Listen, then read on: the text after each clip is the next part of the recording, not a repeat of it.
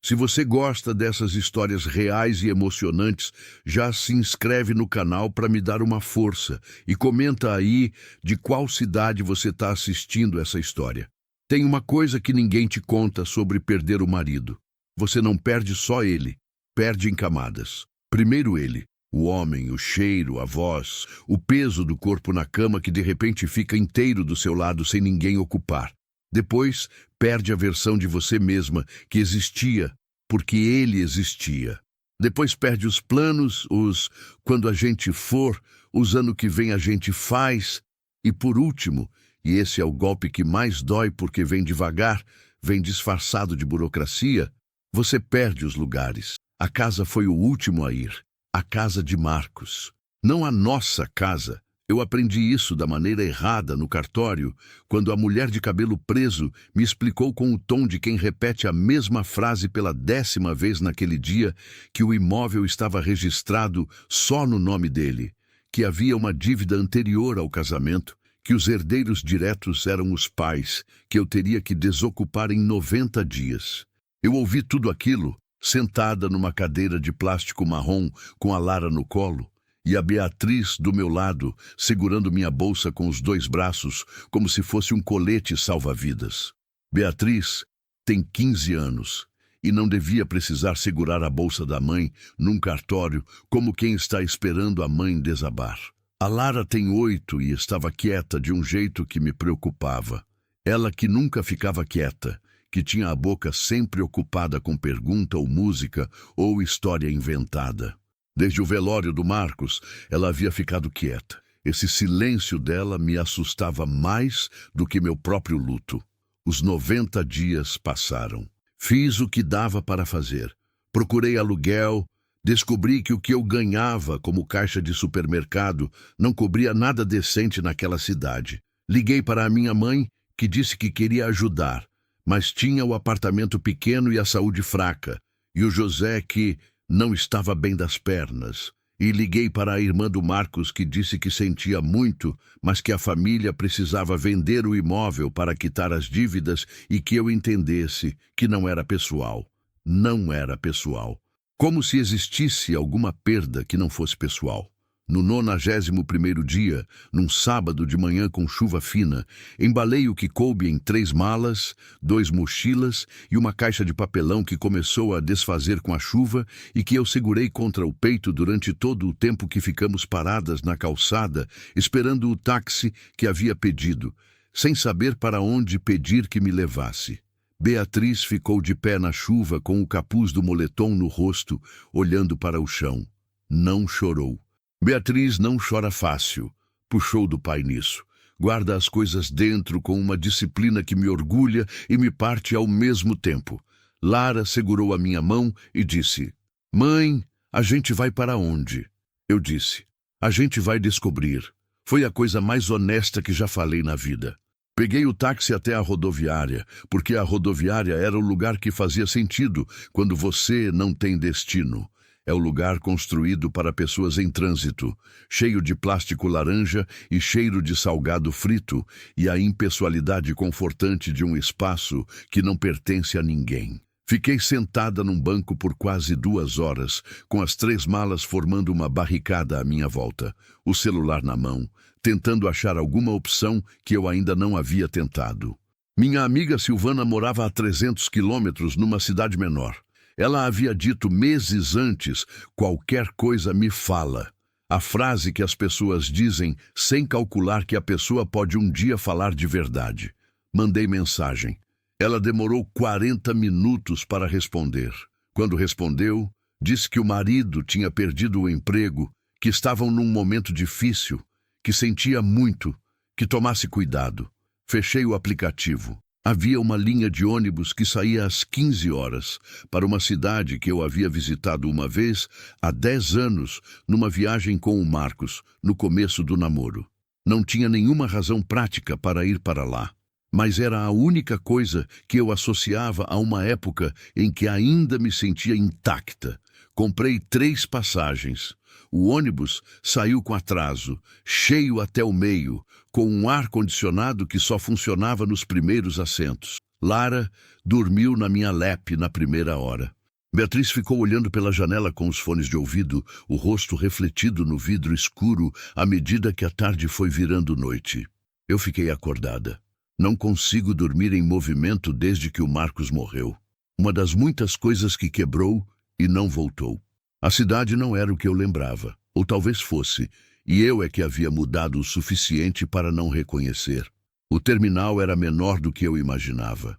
Eram 10h30 da noite quando chegamos, e as opções de hospedagem baratas que eu havia pesquisado no celular não respondiam mais o telefone naquela hora. A única pousada que atendia cobrava um valor que eu não podia sustentar por mais de 2 dias, e eu precisava de pelo menos uma semana para me organizar, encontrar trabalho, achar algum ponto fixo. Fiquei na calçada da frente do terminal por um tempo que não sei medir. Beatriz ficou ao meu lado em silêncio. Lara estava acordada, mas quieta, com a mochila no colo, comendo uma bolacha que havia guardado do lanche do ônibus. Havia um homem mais velho sentado num banco de pedra perto da saída, esperando algo ou ninguém, com cara de quem conhecia bem a cidade. Fui até ele e perguntei se havia algum lugar mais em conta para ficar. Ele pensou, coçou o queixo e disse que para o lado da estrada velha, a que cortava a borda da floresta, havia algumas estruturas que os antigos moradores tinham deixado quando a prefeitura reurbanizou a área. Não é grande coisa, ele disse, mas tem teto. Não era o que eu queria ouvir, era o que eu tinha. A estrada velha ficava a 40 minutos a pé do terminal. Caminhamos com as malas. Beatriz assumiu a mochila maior sem que eu pedisse. Lara segurou minha mão e não reclamou do peso da própria mochila, embora eu soubesse que pesava mais do que devia. A lua estava alta e quase cheia, o que ajudava. Havia luz suficiente para enxergar a estrada de terra sem precisar gastar bateria do celular. A floresta começou antes do que eu esperava. Não de repente, foi chegando. Primeiro umas árvores esparsas dos lados. Depois a mata foi fechando. As copas foram se aproximando por cima até formar um teto irregular que filtrava a luz da lua em fragmentos. O ar mudou de temperatura. O barulho da cidade sumiu, substituído por um silêncio que tinha textura, cheio de sons pequenos, grilos, vento entre folhas, algo que se movia longe demais para ver. Mãe, Lara disse baixinho, como se a floresta merecesse respeito de voz. Tem bicho aqui? Tem. Mas bicho de floresta tem mais medo da gente do que a gente deles. Eu disse isso sem saber se era verdade. Parecia o tipo de coisa que devia ser verdade. A cabana apareceu numa curva da estrada. Era pequena, uma construção de madeira escura com telhado de zinco e varanda na frente, janelas sem vidro tapadas com tábuas velhas. A porta estava fechada, mas não trancada. A madeira havia inchado com a umidade e cedia com o empurrão. Dentro cheirava a mofo e a terra úmida e ao abandono que tem seu próprio aroma específico. Mistura de coisa parada e tempo acumulado. Havia uma mesa, 2 bancos, um colchão de palha num canto que eu não quis nem tocar antes de examinar, uma prateleira com coisas esquecidas, um pote de vidro vazio, um cabo de vassoura, um almanaque de 2009. Não era nada, era o suficiente para aquela noite. Varri o chão com o cabo de vassoura, enquanto Beatriz inspecionava os cantos com a lanterna do celular, e Lara ficou sentada numa das malas no meio do cômodo, olhando ao redor com aqueles olhos grandes que registravam tudo sem emitir julgamento. Examinamos o colchão. Estava sujo, mas íntegro. Coloquei por cima a manta que eu havia trazido das nossas coisas. Arrumei a Lara para dormir primeiro. Ela se deitou sem reclamar, a mochila embaixo da cabeça como travesseiro. Eu fiquei sentada na beirada do colchão um tempo, passando a mão no cabelo dela, enquanto ela fechava os olhos. Mãe, ela disse, já no limite do sono. O pai sabe onde a gente está? Engoli. Sabe, eu disse. De onde ele está, ele consegue ver a gente. Ela assentiu com os olhos fechados. Dormiu. Beatriz havia se sentado num dos bancos, com o joelho levantado e o queixo apoiado nele, olhando pela janela sem tábua em direção ao escuro da floresta. Fui me sentar no outro banco. Por um tempo ficamos assim, as duas em silêncio, ouvindo a floresta viva do lado de fora. Está com medo? Eu perguntei. Um pouco. Ela não se moveu. Você? Um pouco. Foi a conversa mais honesta que tivemos em meses. O luto tinha isso. Ele retirava os filtros, quebrava o protocolo de mãe que precisa parecer segura e filha que precisa parecer bem. Às vezes, dentro do luto, a gente conseguia se ver de verdade. A gente vai ficar aqui muito tempo? Ela perguntou. Não, só enquanto eu organizo o próximo passo. Qual é o próximo passo? Olhei para ela. Ainda estou descobrindo. Ela assentiu uma vez devagar. Não pareceu com raiva. Pareceu com alguém que está aprendendo a conviver com respostas incompletas. Aprendizado que nenhuma criança de 15 anos deveria precisar ter, mas que às vezes a vida impõe sem pedir licença. Dorme, Béia. Você vai dormir também? Vou. Só vou sentar mais um pouco. Ela foi se deitar ao lado da Lara. Eu fiquei no banco. Foi quando acendi o pequeno fogareiro que havia trazido, um de camping que o Marcos usava nas pescarias, uma das coisas que eu havia guardado mais por ele do que por utilidade, que vi o primeiro sinal. A chama estava fraca, mais para não deixar o escuro absoluto do que para calor real. Eu estava olhando para o chão da cabana, não por nada específico, só olhando, quando a luz pegou numa marca que o olho diurno talvez tivesse ignorado. Pegadas. No chão de terra batida, entre a porta e o canto oposto, havia pegadas. Botas pesadas, sola grossa com padrão de xadrez. Eu reconhecia o tipo porque o Marcos usava uma bota parecida quando ia à roça visitar o pai. Não era o rastro de passante ocasional. Era o rastro de alguém que havia entrado, cruzado o cômodo e saído, recentemente. A terra ainda estava levemente úmida naquelas marcas. Se fossem antigas, estariam ressecadas com a poeira. Abaixei o fogareiro perto do chão. Havia mais, ao redor da mesa, como se alguém tivesse ficado ali parado por algum tempo. E uma marca diferente. Não uma pisada, mas um risco longo, como de algo pesado sendo arrastado para fora. Fiquei olhando para aquilo. Respirei fundo.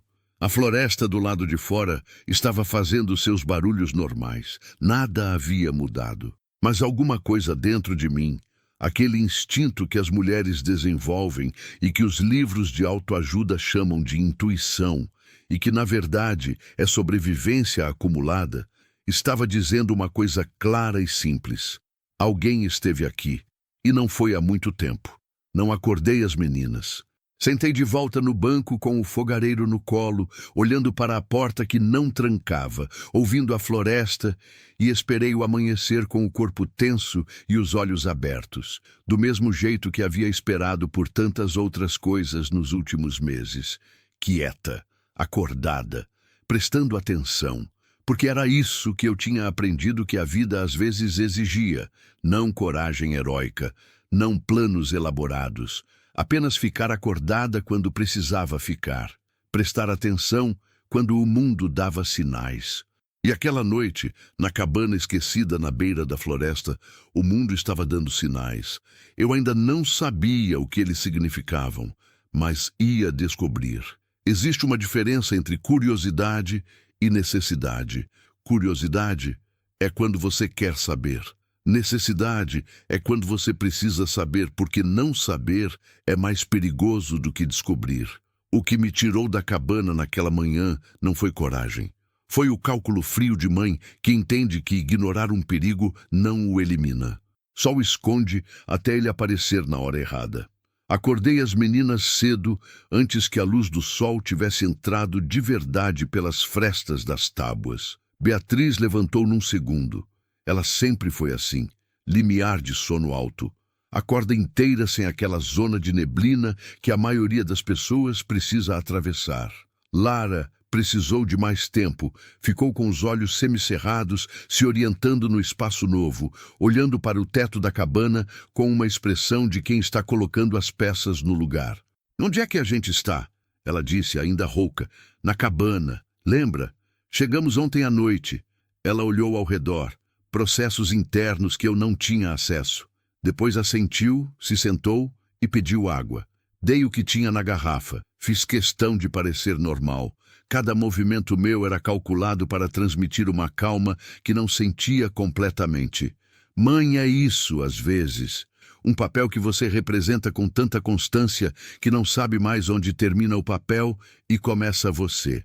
Fiz o mínimo do desjejum com o que havia trazido. Biscoito salgado, uma fruta, os últimos pacotinhos de achocolatado que estavam no fundo da mochila da Lara.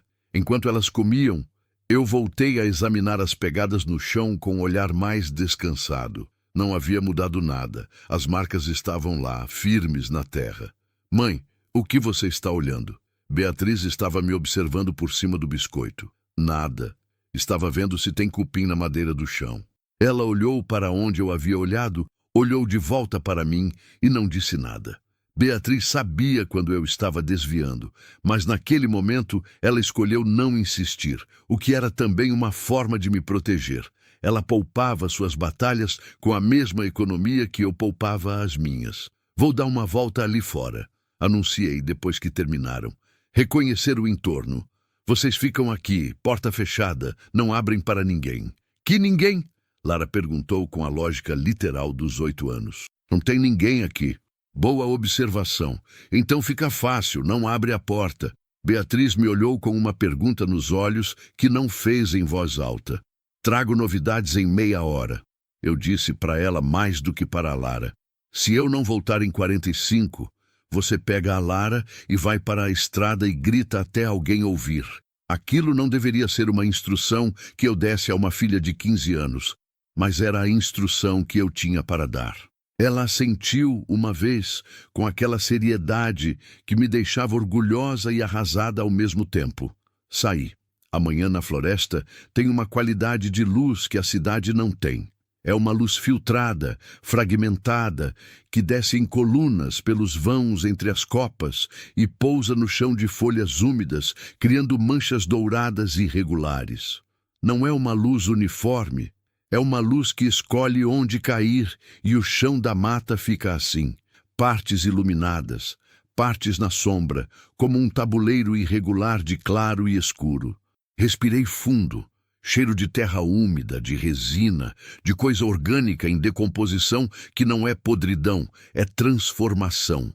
A floresta come a si mesma o tempo todo e de si mesma se refaz.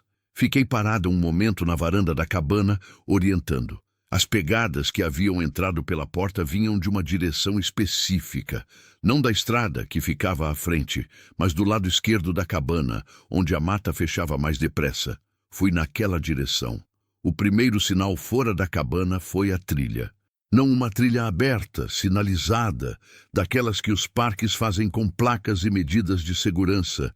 Era uma trilha de uso, o tipo que se forma quando muitos pés passam pelo mesmo lugar durante muito tempo, comprimindo a terra, afastando a vegetação rasteira, criando um corredor instintivo entre as árvores. Quem a havia feito sabia onde estava indo. Quem a havia feito passava por ali com frequência suficiente para que a mata cedesse.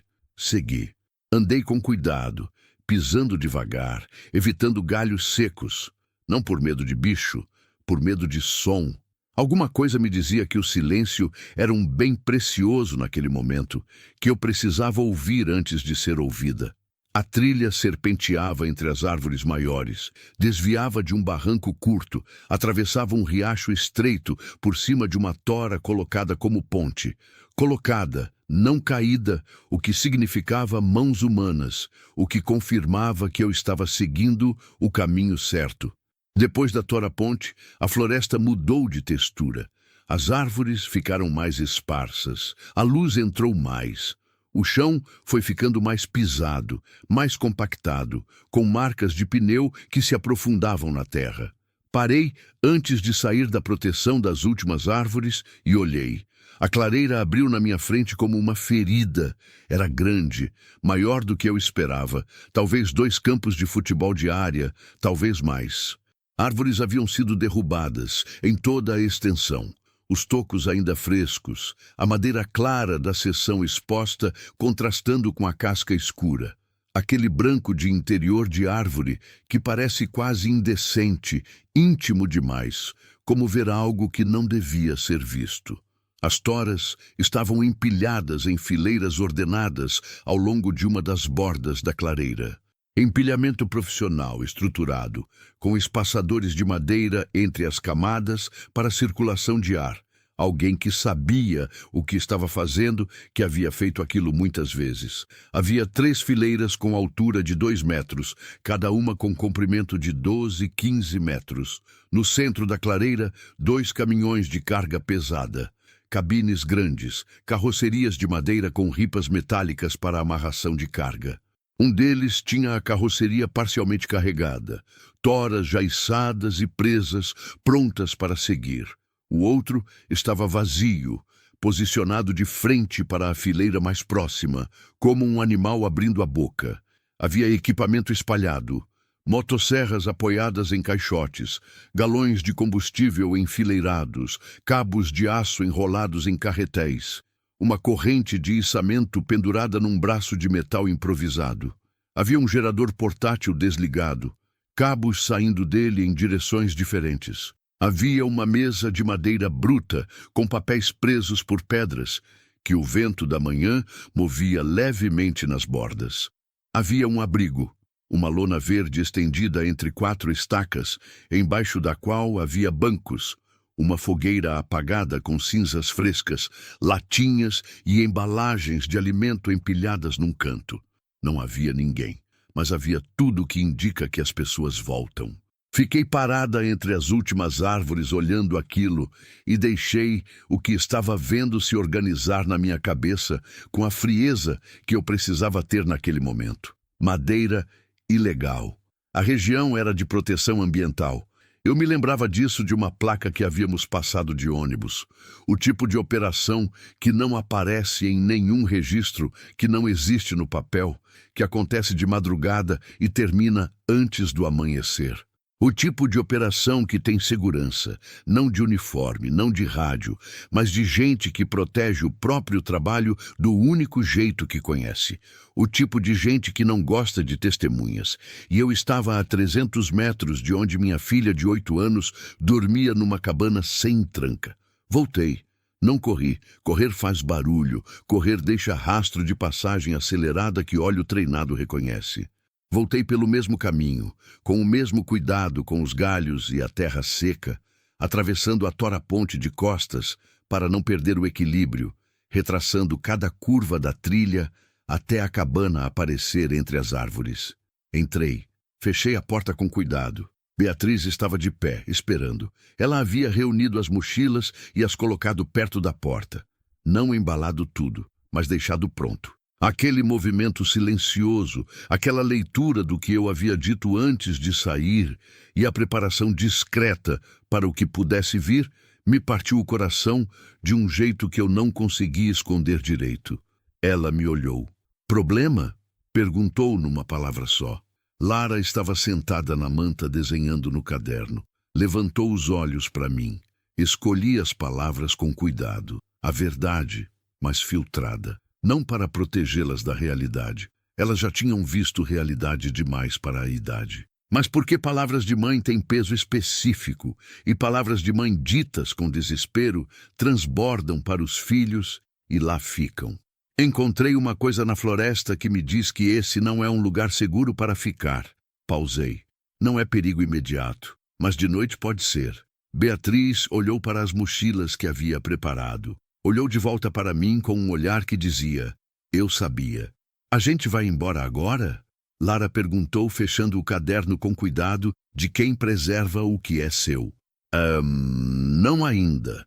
Primeiro eu preciso entender melhor o que vi para saber por onde sair sem passar perto." "Por que sem passar perto?" "Porque tem equipamento pesado e a trilha é estreita e é mais seguro dar a volta."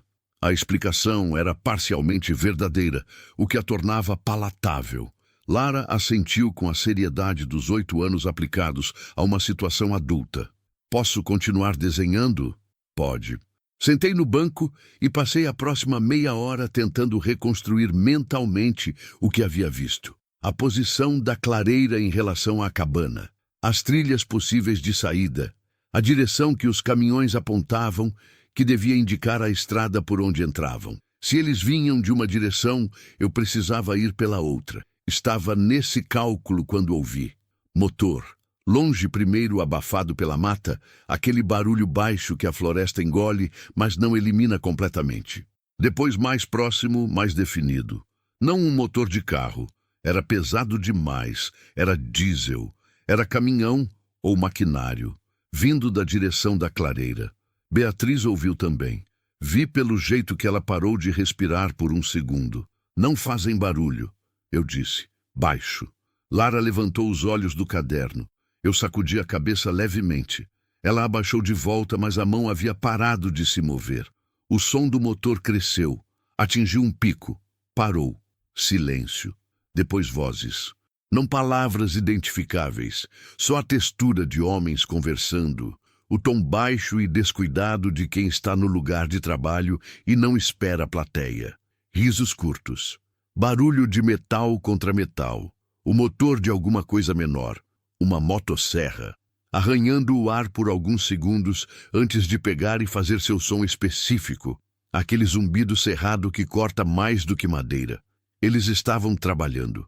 Trabalhando de manhã significava que talvez trabalhassem de tarde também, o que significava que passariam perto da cabana, que talvez vissem sinais de que alguém havia ficado ali. Pensei na fumaça do fogareiro que havia acendido na noite anterior.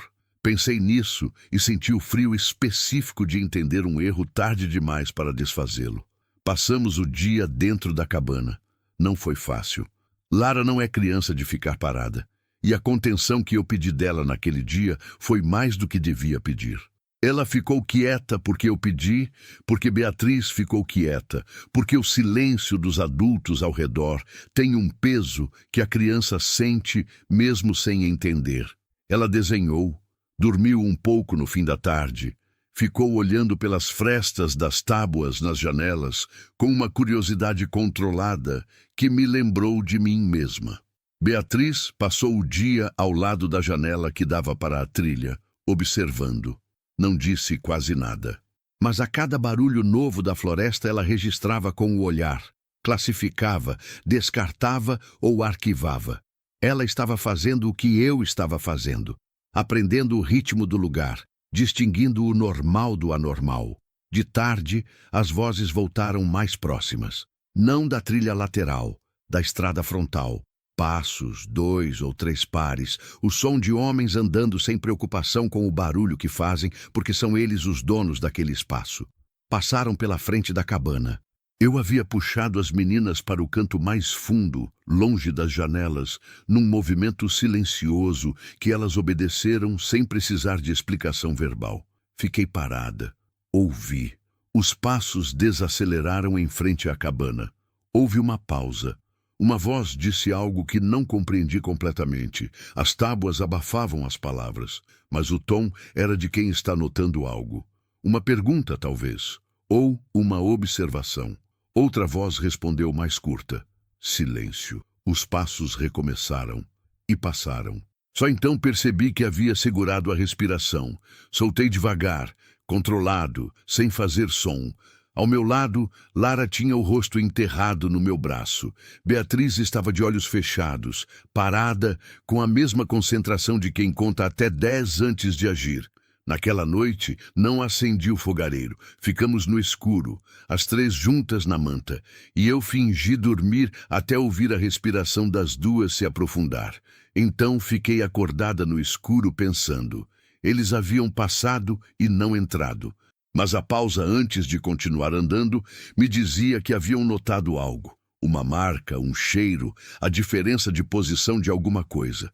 Pequenos detalhes que passam no olhar de quem conhece um lugar e sabe como ele deve estar. Eles voltariam. Não essa noite, talvez.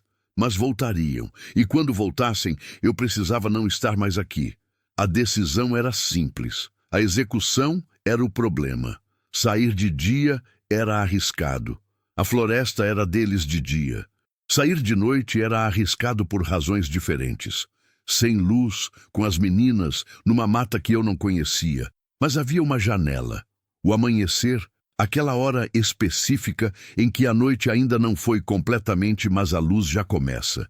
Em que os animais noturnos se recolhem e os diurnos ainda não acordaram completamente. Em que existe uma claridade difusa suficiente para enxergar o caminho, mas insuficiente para ser facilmente visto de longe. Essa era a hora. E a hora estava chegando. Fechei os olhos não para dormir, mas para poupar energia para o que vinha a seguir. Respirei fundo e lento, o modo que o Marcos havia me ensinado quando eu tinha insônia e ele ficava acordado junto fazendo companhia. Respira pelo nariz, conta 4, solta pela boca, conta 6, de novo. E que depois da morte dele virou um ritual particular, uma forma de ter ele perto quando precisava de calma. Respira pelo nariz, conta 4, solta pela boca, conta 6, de novo. A floresta fazia seus sons do lado de fora. A manta cheirava às minhas filhas. Eu esperava o amanhecer. Acordei as meninas às 4h40 da manhã. Não com voz, com toque. Aprendi isso quando eram bebês, que existe uma diferença entre acordar uma criança com som e acordar com contato. O som ativa o susto antes da consciência. O toque chega primeiro como presença, como segurança, e a criança abre os olhos já dentro de um contexto de proteção em vez de alarme. Coloquei a mão no ombro da Beatriz primeiro. Ela abriu os olhos num segundo, como sempre, e leu a minha expressão no escuro, com aquela capacidade dela que às vezes me assustava de tão precisa. Não falou nada. Assentiu. Depois a Lara. A Lara precisou de mais cuidado. Ela estava num sono fundo, daqueles em que a criança parece ter afundado para dentro de si mesma, e tirá-la de lá, sem despertar o susto, exigiu paciência que eu precisei fabricar com urgência contida. Passei o polegar na bochecha dela, depois na testa. Ela se moveu, murmurou algo, então abriu os olhos e me viu de joelhos ao lado dela no escuro. "Mãe?" A voz ainda grossa de sono. "Vamos embora agora." Baixinho. Coloquei o dedo nos lábios. Igual a um jogo. Ela processou. Sentou. Não perguntou por quê. E essa obediência silenciosa, aquela disposição de confiar sem entender, me doeu de um jeito que carrego até hoje. Crianças não deveriam precisar aprender a confiar na mãe às escuras. Mas essa é a vida que estávamos vivendo. Nos vestimos sem acender nada. Eu havia planejado isso mentalmente durante as horas em que fingi dormir. A ordem de cada movimento, quais objetos pegar primeiro, como carregar as malas sem arrastar pelo chão. Cada detalhe havia passado pela minha cabeça como ensaio mudo. Pega a mochila grande pelo ombro e não pelo cabo. O cabo range. Coloca o casaco da Lara antes da mochila dela, senão ela vai demorar. A porta abre para dentro e incha no lado esquerdo. Precisa de um empurrão seco, mas controlado. Não pode rechinar. Beatriz calçou os tênis sem amarrar. Amarraria do lado de fora. Lara colocou os sapatos pela ordem errada e eu corrigi no escuro sem dizer nada, guiando pelo tato. Peguei as 3 malas. Coloquei as 2 menores sobre a maior e amarrei com o cinto que havia tirado da própria calça, improvisando um conjunto que eu poderia arrastar pelo puxador sem equilibrar 3 pesos separados. Era desajeitado. Era o que tinha. Fui até a porta, apoiei a mão na madeira e fiquei assim por 10 segundos, ouvindo. A floresta estava no seu estado de madrugada. Aquele silêncio que não é silêncio, cheio de som pequeno, de coisas que se movem entre o escuro e a primeira luz. Grilos no finalzinho do turno, um pássaro antecipado testando a voz. Vento chegando em ondas irregulares, movendo as copas lá no alto com um farfalhar que subia e baixava como respiração. Nenhum motor, nenhuma voz. Nenhum passo de bota na terra. Empurrei a porta, o toque seco e controlado que havia ensaiado, e ela cedeu, sem rechinar. O ar da madrugada entrou frio e úmido e cheio de cheiro de mata. A luz era aquela que eu havia calculado. Não luz ainda, mas o escuro havia mudado de qualidade. Havia ficado cinza em vez de preto. Havia profundidade suficiente para distinguir forma de sombra. Saímos. O plano era simples, porque precisava ser simples. Não ir pela trilha da clareira, nem perto. Não ir pela estrada da frente, que era por onde eles circulavam de dia e que eu não sabia se havia vigias noturnos.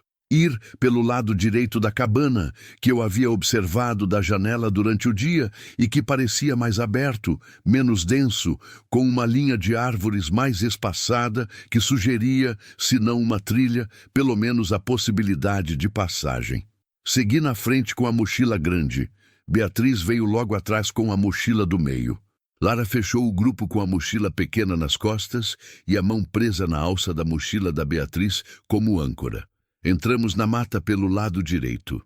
A vegetação era mais aberta do que eu havia esperado. Não um corredor limpo, mas não a parede fechada que eu temia. Havia espaço para passar se você escolhesse bem onde pisar, se você levantasse os pés o suficiente para não prender nas raízes que cruzavam o chão em tudo quanto é direção. Andamos. O silêncio que mantivemos naqueles primeiros minutos era o silêncio de pessoas que se comunicam de outro jeito. Eu apontava com a lanterna do celular no nível mais baixo de brilho, só o suficiente para ver o chão imediato, não o suficiente para jogar luz além das árvores próximas. Beatriz seguia o cone de luz. Lara seguia a Beatriz. Éramos uma coisa só, às 4h50 da manhã, na floresta que não era nossa, fugindo de um perigo que eu havia explicado pela metade. Ouvimos os caminhões 20 minutos depois de sair. Não da direção da clareira, da estrada. Motor diesel acordando no frio da madrugada. O ronco grave que precede o movimento. Depois o som do veículo em marcha lenta. Rodas grandes na terra compactada. 2 motores. 2 caminhões chegando. Parei. Fiz o sinal para as meninas. Mão espalmada no ar. Parar. Ficar quieto. Elas pararam. Lara se colou em Beatriz. Os caminhões estavam na estrada frontal. Do ângulo em que estávamos dentro da mata, a uns 70 metros da cabana, eu não os via, mas os ouvia com uma clareza desconfortável. Estavam chegando pelo lado que eu havia descartado, o que confirmava que havia saído pela direção certa. Mas a distância entre eles e nós era menor do que eu gostaria. Os motores desaceleraram, pararam, portas abrindo, vozes. Não dava para distinguir palavras, mas o tom havia mudado em relação ao que eu havia ouvido de tarde. Estava mais alerta, mais diretivo. O tom de gente que chegou para um trabalho noturno e está se organizando. Passos pesados na estrada. O farfalhar de equipamento sendo descarregado. E então uma voz diferente. Mais próxima do que as outras, mais lateral. Alguém havia saído da estrada e estava se movendo pela beira da mata. Eu me abaixei. Não precisei dizer para as meninas. Elas me viram descer e desceram juntas, numa sincronia que não combinávamos, que era instinto puro. As 3 agachadas entre as samambaias, a respiração contida. A lanterna do celular eu havia desligado assim que ouvi os motores. Escuro, silêncio de nós 3. A floresta nos cobrindo com sua indiferença generosa. A voz lateral disse algo em tom de chamado, chamando alguém que estava mais distante. Uma resposta veio da direção da estrada. Uma troca curta que não entendi, mas que tinha o ritmo de uma instrução sendo passada. Passos se afastando de volta para a estrada. Fiquei agachada mais 1 minuto completo, contando os segundos mentalmente, ouvindo. As vozes foram se concentrando em direção à clareira. O ritmo de trabalho retomando, aquele som de organização, de gente que tem tarefa e está executando, sem tempo para a exploração lateral. Me levantei devagar. Continuamos. Foi depois dos caminhões que a Lara tropeçou. Uma raiz no escuro, larga e traiçoeira, e ela foi com o corpo todo. Não uma queda parcial que se segura no meio, mas uma queda completa, os joelhos e as palmas das mãos no chão, a mochila escorregando para a frente sobre a cabeça dela, num momento que, em outras circunstâncias, teria sido cômico. Ela não gritou. Foi isso que me quebrou por dentro, o fato de que ela não gritou. Uma criança de 8 anos que cai de cara no chão no escuro tem todo o direito de gritar. O instinto dela de não fazer barulho, aquele reflexo aprendido nos últimos dias e nas últimas semanas e no último ano de coisas demais acontecendo, foi mais forte do que a dor e o susto. Ela ficou em silêncio, bufou pelo nariz. Isso foi tudo. Me joguei ao lado dela, passei as mãos pelos joelhos, machucados, senti o calor e a aspereza que indicava ralado, não senti nada quebrado. Mãos a mesma coisa. Ela estava tremendo levemente, daquele tremor de quem está segurando coisa que queria soltar. Coloquei a boca perto do ouvido dela. Machucou, sussurrei. Ela concordou com a cabeça. Muito? Balançou a cabeça. Não muito. O queixo estava firme, mas os olhos estavam brilhando no cinza do amanhecer que começava a entrar entre as copas. Pode chorar se precisar, eu disse no mesmo sussurro. Só baixinho. Ela botou o rosto no meu pescoço e chorou em silêncio, aquele choro de criança que sai em tremor e respiração entrecortada, sem som. Senti o calor das lágrimas no meu pescoço. Segurei ela por um momento, não um momento que eu gostaria de ter, não um momento longo de colo e acalanto que ela merecia, mas o momento que a situação permitia. Beatriz ficou de joelhos ao lado das duas, uma das mãos na costa da Lara, a outra segurando a mochila que havia caído, os olhos virados para trás na direção dos sons distantes. Vigilante, 15 anos. Minha filha de 15 anos fazendo guarda enquanto a irmã chorava no escuro da floresta. Engoli tudo que senti. Guardei. Continuou sendo a mãe que elas precisavam naquele momento, que era a mãe de pé, de olho aberto, de cabeça funcionando. Pronta? Eu disse para a Lara. Ela levantou a cabeça, limpou o rosto na manga do casaco. Assentiu. Levantamos. Continuamos. A luz chegou de mansinho. Não um amanhecer dramático. A floresta não dá dramaturgia, ela dá processo. A escuridão foi ficando menos densa por graus imperceptíveis. O cinza foi se aquecendo para algo mais dourado nas bordas das copas. E, de repente, sem que eu soubesse exatamente quando havia mudado, eu conseguia ver sem a lanterna. Vi que estávamos numa parte da mata que se abria à frente. Vi que havia uma elevação à direita, um morro suave coberto de vegetação mais rala no topo que prometia visão. Vi que a Lara caminhava com um cochear mínimo, mas constante que ela tentava esconder. Vi que a Beatriz tinha marcas de terra nos joelhos de quando havia se ajoelhado no chão ao lado da irmã, e que ela não havia notado, ou havia notado e não ligado. Vi minha vida com aquela clareza crua que o cansaço às vezes provoca. Aquela hora em que a armadura rache levemente e você se vê de fora por um segundo e o que você vê é uma mulher que perdeu demais e continua andando não porque é forte, mas porque parar não é opção quando existem duas pessoas que dependem de seus passos. Continuamos subindo. O topo do morro pequeno nos deu o que eu precisava: perspectiva. De lá de cima, entre as árvores mais baixas do ponto elevado, eu conseguia ver a linha da estrada principal. Não a estrada velha por onde tínhamos chegado, mas uma rodovia de asfalto que cortava a borda da floresta a talvez 1,5 quilômetros de distância. Dava para ver o asfalto cinza se estendendo em linha reta, e no ponto em que a mata recuava, havia algo que parecia uma construção, um posto, um galpão, algo feito por gente para gente. Gente era o que eu precisava. Apontei para as meninas. Beatriz viu na hora. Lara precisou de um momento. Depois abriu levemente os lábios num sinal que seria um sorriso em circunstâncias normais. É isso, eu disse, pela primeira vez em voz alta desde que havíamos saído. A voz saiu rouca, ressecada de horas de silêncio. É para lá que a gente vai. Quanto tempo? Beatriz calculava com os olhos. 1 hora. Talvez menos se o terreno abrir. Lara olhou para a distância, depois para o próprio pé machucado, depois para mim com aquela expressão que eu conhecia de cor. A expressão de quem está avaliando se consegue fazer uma coisa antes de dizer que consegue. Eu consigo, ela disse. Não era pergunta, era declaração. Eu a olhei por um segundo mais do que precisava. O Marcos teria dito alguma coisa nesse momento. Ele sempre tinha a frase certa para esses momentos das meninas. Eu nunca fui de frase fácil. Aprendi com ele que às vezes uma frase certa vale mais do que 10 corretas. E depois que ele foi, fui descobrindo aos tropeços como fazer aquilo sozinha. Eu sei que você consegue, falei. Nunca duvidei. Ela assentiu. Virou para a frente. Começou a descer o outro lado do morro. Beatriz me olhou de relance antes de seguir.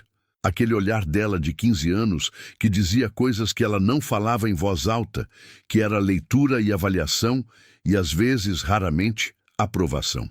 Desci atrás das duas. O 1,5 quilômetro levou 50 minutos.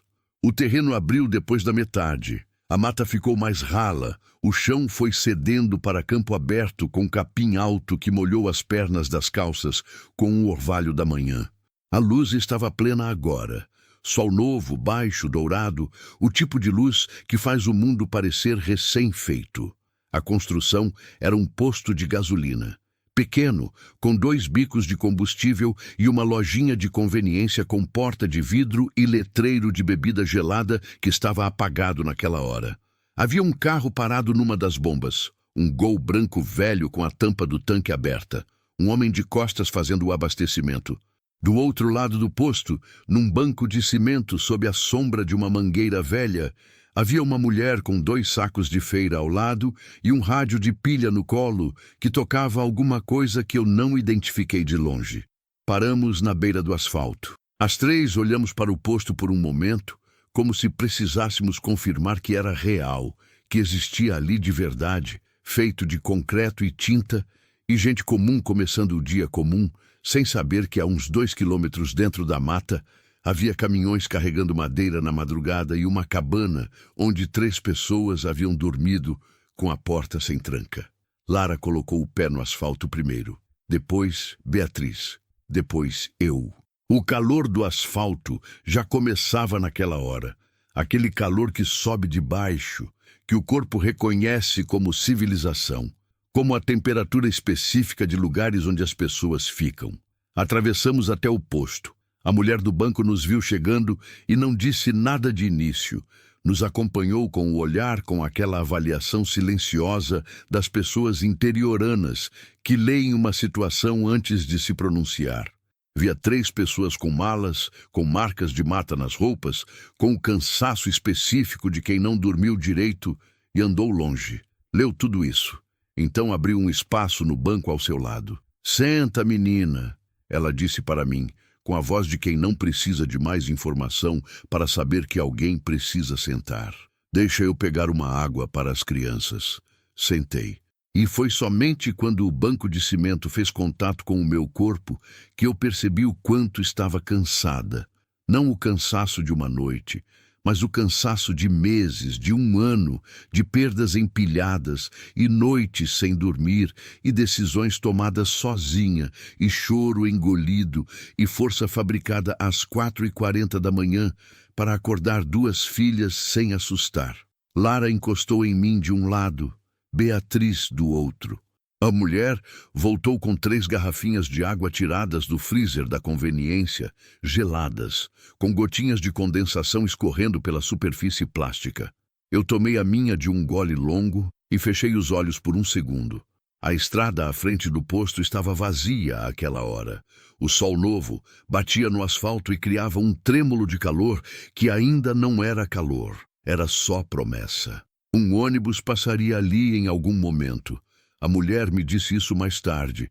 Disse que passava às 7 e pouco indo para a cidade, que dava para pegar se a gente quisesse. Queríamos, mas por aquele momento só, antes do próximo passo, antes da próxima decisão, antes do próximo problema que certamente estaria esperando no próximo lugar. Fiquei sentada no banco de cimento com minhas 2 filhas encostadas em mim, olhando a estrada vazia se iluminar com o dia que começava. Nós havíamos saído.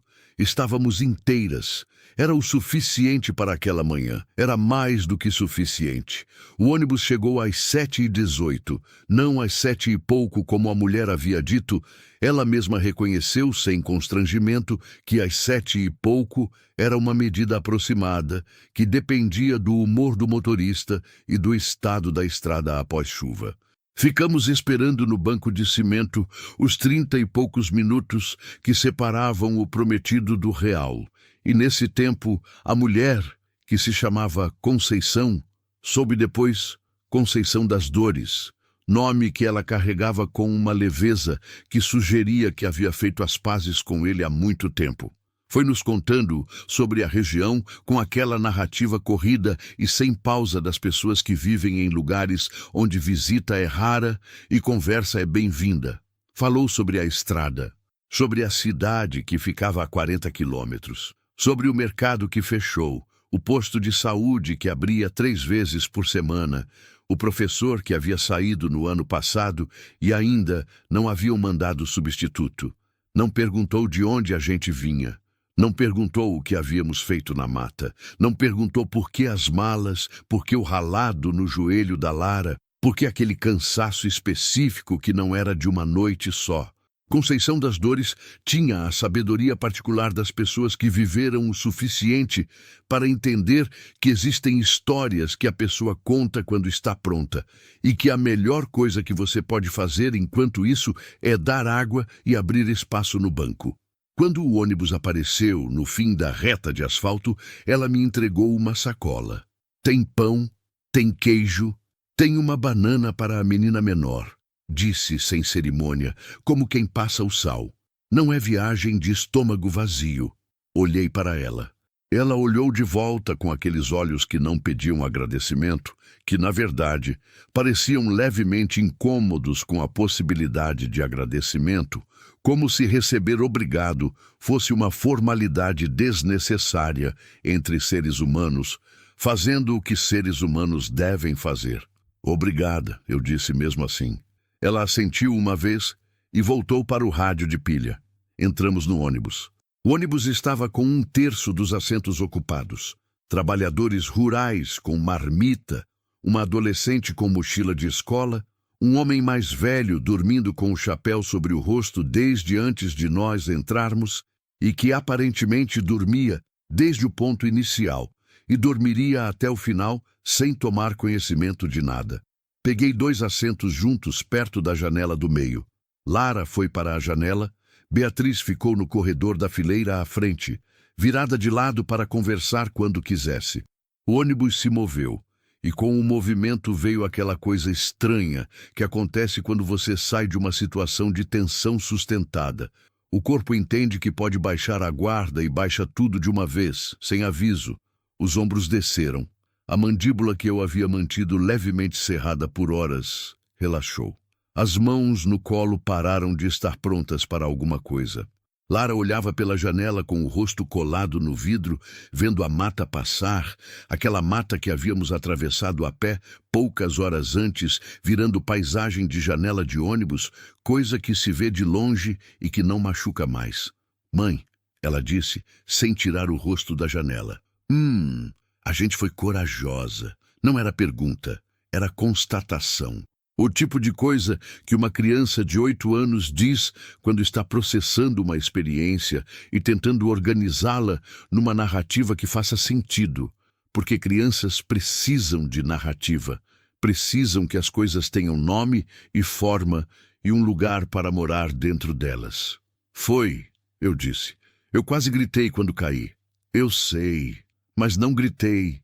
Não gritou. Ela ficou quieta um momento. Depois, o pai ia ter ficado orgulhoso. Fechei os olhos por um segundo. Ia, eu disse. Muito. Preciso falar do Marcos. Não porque a história precisa dele agora. Ele não está mais aqui para fazer parte do que vem a seguir. Preciso falar dele porque existe um tipo de ausência que não é passiva. A ausência do Marcos era ativa, participante, presente em tudo que eu fazia desde que ele foi embora. Estava presente na forma como eu tomava decisões, com aquela voz interna que perguntava o que ele faria, o que ele diria, se aquele era o caminho que ele teria aprovado. Está presente agora nesse ônibus, enquanto eu olho para as minhas filhas e penso que ele deveria estar aqui vendo isso. Marcos era eletricista, homem de mãos grossas e paciência fina. Não com as pessoas, com as coisas. Com as pessoas, ele tinha uma paciência enorme, quase irritante às vezes. Aquela capacidade de ouvir até o fim, sem interromper, que me fazia sentir, nos 18 anos que ficamos juntos, que eu era a única pessoa no mundo falando.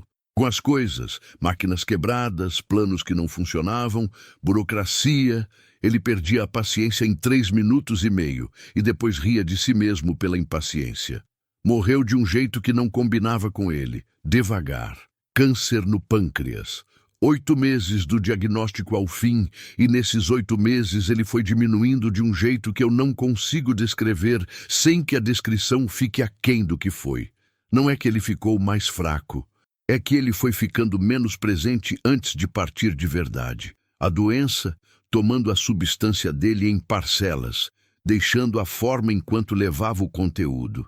No fim, o que ficou no leito do hospital era uma versão tão reduzida do homem que eu conhecia que eu tive que fazer um esforço ativo, consciente para reconhecê-lo. E esse esforço, o esforço de encontrar o Marcos no que a doença havia deixado do Marcos, foi o trabalho mais duro da minha vida, mais duro do que a noite na floresta, mais duro do que carregar mala no escuro, mais duro do que tudo que veio antes ou depois, porque aquilo não tinha saída pela direção contrária. Não havia amanhecer para calcular, não havia morro para subir e ver a estrada do outro lado. Havia apenas o quarto, e o homem no leito, e o processo que não para. A cidade era chamada Mirante do Norte, nome que só fazia sentido quando você chegava e via. Estava situada numa elevação que dava visão para o vale abaixo, e em dias claros, a mulher da pensão nos contou isso depois, dava para ver a linha do rio prateada entre o verde escuro da mata. Descemos no terminal às 8h40. Menor do que o terminal da cidade anterior, com aquela arquitetura municipal de interior, concreto pintado de amarelo claro, telhado de telha colonial, um bebedouro que não funcionava e uma televisão presa à parede, passando jornal com o som no mudo. Sentamos num banco e comi o pão da Conceição das Dores com as meninas. O queijo estava mole do calor, mas saboroso. O tipo de queijo curado de fazenda que não tem igual em supermercado. A banana da Lara ela comeu em 2 tempos, lambeu os dedos, disse que estava com fome ainda. Vamos encontrar mais comida, eu disse. Primeiro vou ver onde a gente pode ficar. A cidade tinha uma característica que eu descobri caminhando pela rua principal naquela manhã. Era do tipo que ainda funciona no boca a boca. Não havia muita coisa no Google. A conexão era fraca e os resultados eram escassos. Mas havia pessoas na calçada dispostas a responder quando perguntadas. Uma senhora me indicou uma pensão. O dono da pensão me indicou uma senhora que alugava quarto por semana. A senhora do quarto me disse que tinha uma amiga que precisava de ajuda na quitanda. Naquela cidade, cada pessoa era um nó de uma rede que eu estava aprendendo a navegar em tempo real. O quarto ficava nos fundos da casa de Dona Filomena. 70 anos, 3 gatos, um quintal enorme com laranjeiras e um pé de acerola que ela disse que podíamos usar à vontade. O quarto tinha 2 camas, uma janela com vista para o quintal e um cheiro de roupa lavada com sabão em barra que me levou de volta à infância de um jeito físico, como um empurrão gentil. Era o primeiro lugar desde a casa do Marcos que parecia que tinha sido lavado por mãos que se importavam. Paguei a primeira semana com o que havia sobrado do dinheiro da viagem. Deixei as meninas com Dona Filomena, que as adotou sem discussão. Colocou suco de laranja na mesa e perguntou se elas sabiam jogar dominó. E fui falar com a amiga da quitanda. A quitanda se chamava, sem criatividade, mas com precisão, Quitanda da Nair. Nair tinha 40 e poucos anos, corpo de quem carrega caixa há décadas, cabelo preso com um clipe de plástico cor-de-rosa que devia ter sobrevivido a muitos clipes antes dele. Ela me avaliou com os olhos durante os 30 segundos em que eu expliquei minha situação. Mulher sozinha, 2 filhas procurando trabalho, e depois disse: "Você sabe fazer conta?" "Sei." "Sabe chegar cedo?" "Sei." "Sabe não meter a mão no caixa?" Olhei para ela. "Sei." Ela ficou me olhando por mais um momento com aquela expressão de quem está pesando alguma coisa internamente. "A Conceição me ligou antes de você chegar," ela disse. Fiquei quieta. "Disse que você veio da Estrada Velha com 2 meninas e mala." Nair continuou, sem inflexão julgadora, apenas narrador. "Disse que você tinha cara de quem precisava de um chão. Conceição das Dores, que havia ficado no banco de cimento com o rádio de pilha e que não havia feito perguntas e que havia dado pão e queijo sem cerimônia, que havia ligado para uma conhecida numa cidade a 40 quilômetros para avisar que uma mulher estava chegando. Aquilo me chegou num lugar que eu não esperava. Existe uma solidariedade que não anuncia a si mesma, que não pede reconhecimento, não ostenta generosidade, não espera que você perceba, que age em silêncio porque o silêncio é mais eficiente, porque se você anunciar que vai ajudar, a pessoa pode dizer que não precisa, e aí o orgulho entra na frente da necessidade. Conceição havia me ajudado antes de me conhecer direito. Havia me ajudado pelas costas, sem que eu soubesse, da forma que não dá para recusar, porque você nem sabe que está recebendo. "Pode começar amanhã?" Nair perguntou. "Posso começar hoje?" eu disse. Ela considerou. "Hoje termina às 5. Meio expediente, meio salário do dia. Serve?" "Serve." Trabalhei 4 horas naquela tarde na quitanda da Nair. Eram 4 horas simples. Organizar prateleira, atender, registrar saída no caderno de pautado que Nair usava no lugar de sistema, varrer o chão perto da entrada quando o fluxo baixava. Trabalho de mãos, trabalho que o corpo faz enquanto a cabeça pode ir a outros lugares, o tipo de trabalho que eu precisava naquele momento específico, porque minha cabeça não estava em condições de ser exigida. Minha cabeça estava processando os últimos dias em parcelas. Fazia isso enquanto organizava as latas de extrato de tomate por data de vencimento, a cena da cabana, as pegadas, a decisão de investigar. Fazia isso enquanto atendia uma senhora que queria açúcar refinado e não cristal, por favor. Os caminhões chegando, o agachamento na mata, a respiração contida das 3. Fazia isso enquanto varria. Lara caindo sem gritar. O rosto dela no meu pescoço, o choro sem som. Processava em pedaços, porque pedaços é como o cérebro digere o que é grande demais para engolir inteiro. Às 5 horas, Nair me deu o valor combinado em dinheiro, contado na mão, cédulas dobradas, e disse que me esperava às 7 da manhã. "Você tem onde jantar hoje?" ela perguntou, enquanto eu dobrava as cédulas na carteira. "Vou resolver. Tem um caldinho aqui atrás que sobrou do almoço," ela disse, como quem menciona a previsão do tempo. "Camarão com maxixe. Se quiser, leva, se não, jogo fora." Olhei para ela. Ela estava ajeitando o clipe de plástico rosa no cabelo, olhando para outro lado. "Quero," eu disse. Ela foi buscar sem mais comentário. Jantamos no quintal de Dona Filomena. Ela havia colocado uma mesa de plástico embaixo da laranjeira, com 4 cadeiras, ela incluída, sem perguntar, com a naturalidade de quem não concebe que uma refeição deva ser comida em separado quando existe mesa e cadeira suficiente para todos. O caldinho estava frio porque eu havia carregado na sacola plástica os 40 minutos de caminhada de volta. Mas Dona Filomena aqueceu no fogão a lenha que ainda tinha na varanda dos fundos. Um fogão antigo que ela não havia conseguido se desfazer quando o filho instalou o fogão a gás e que ela usava para as coisas que precisam de fogo de verdade, nas palavras dela.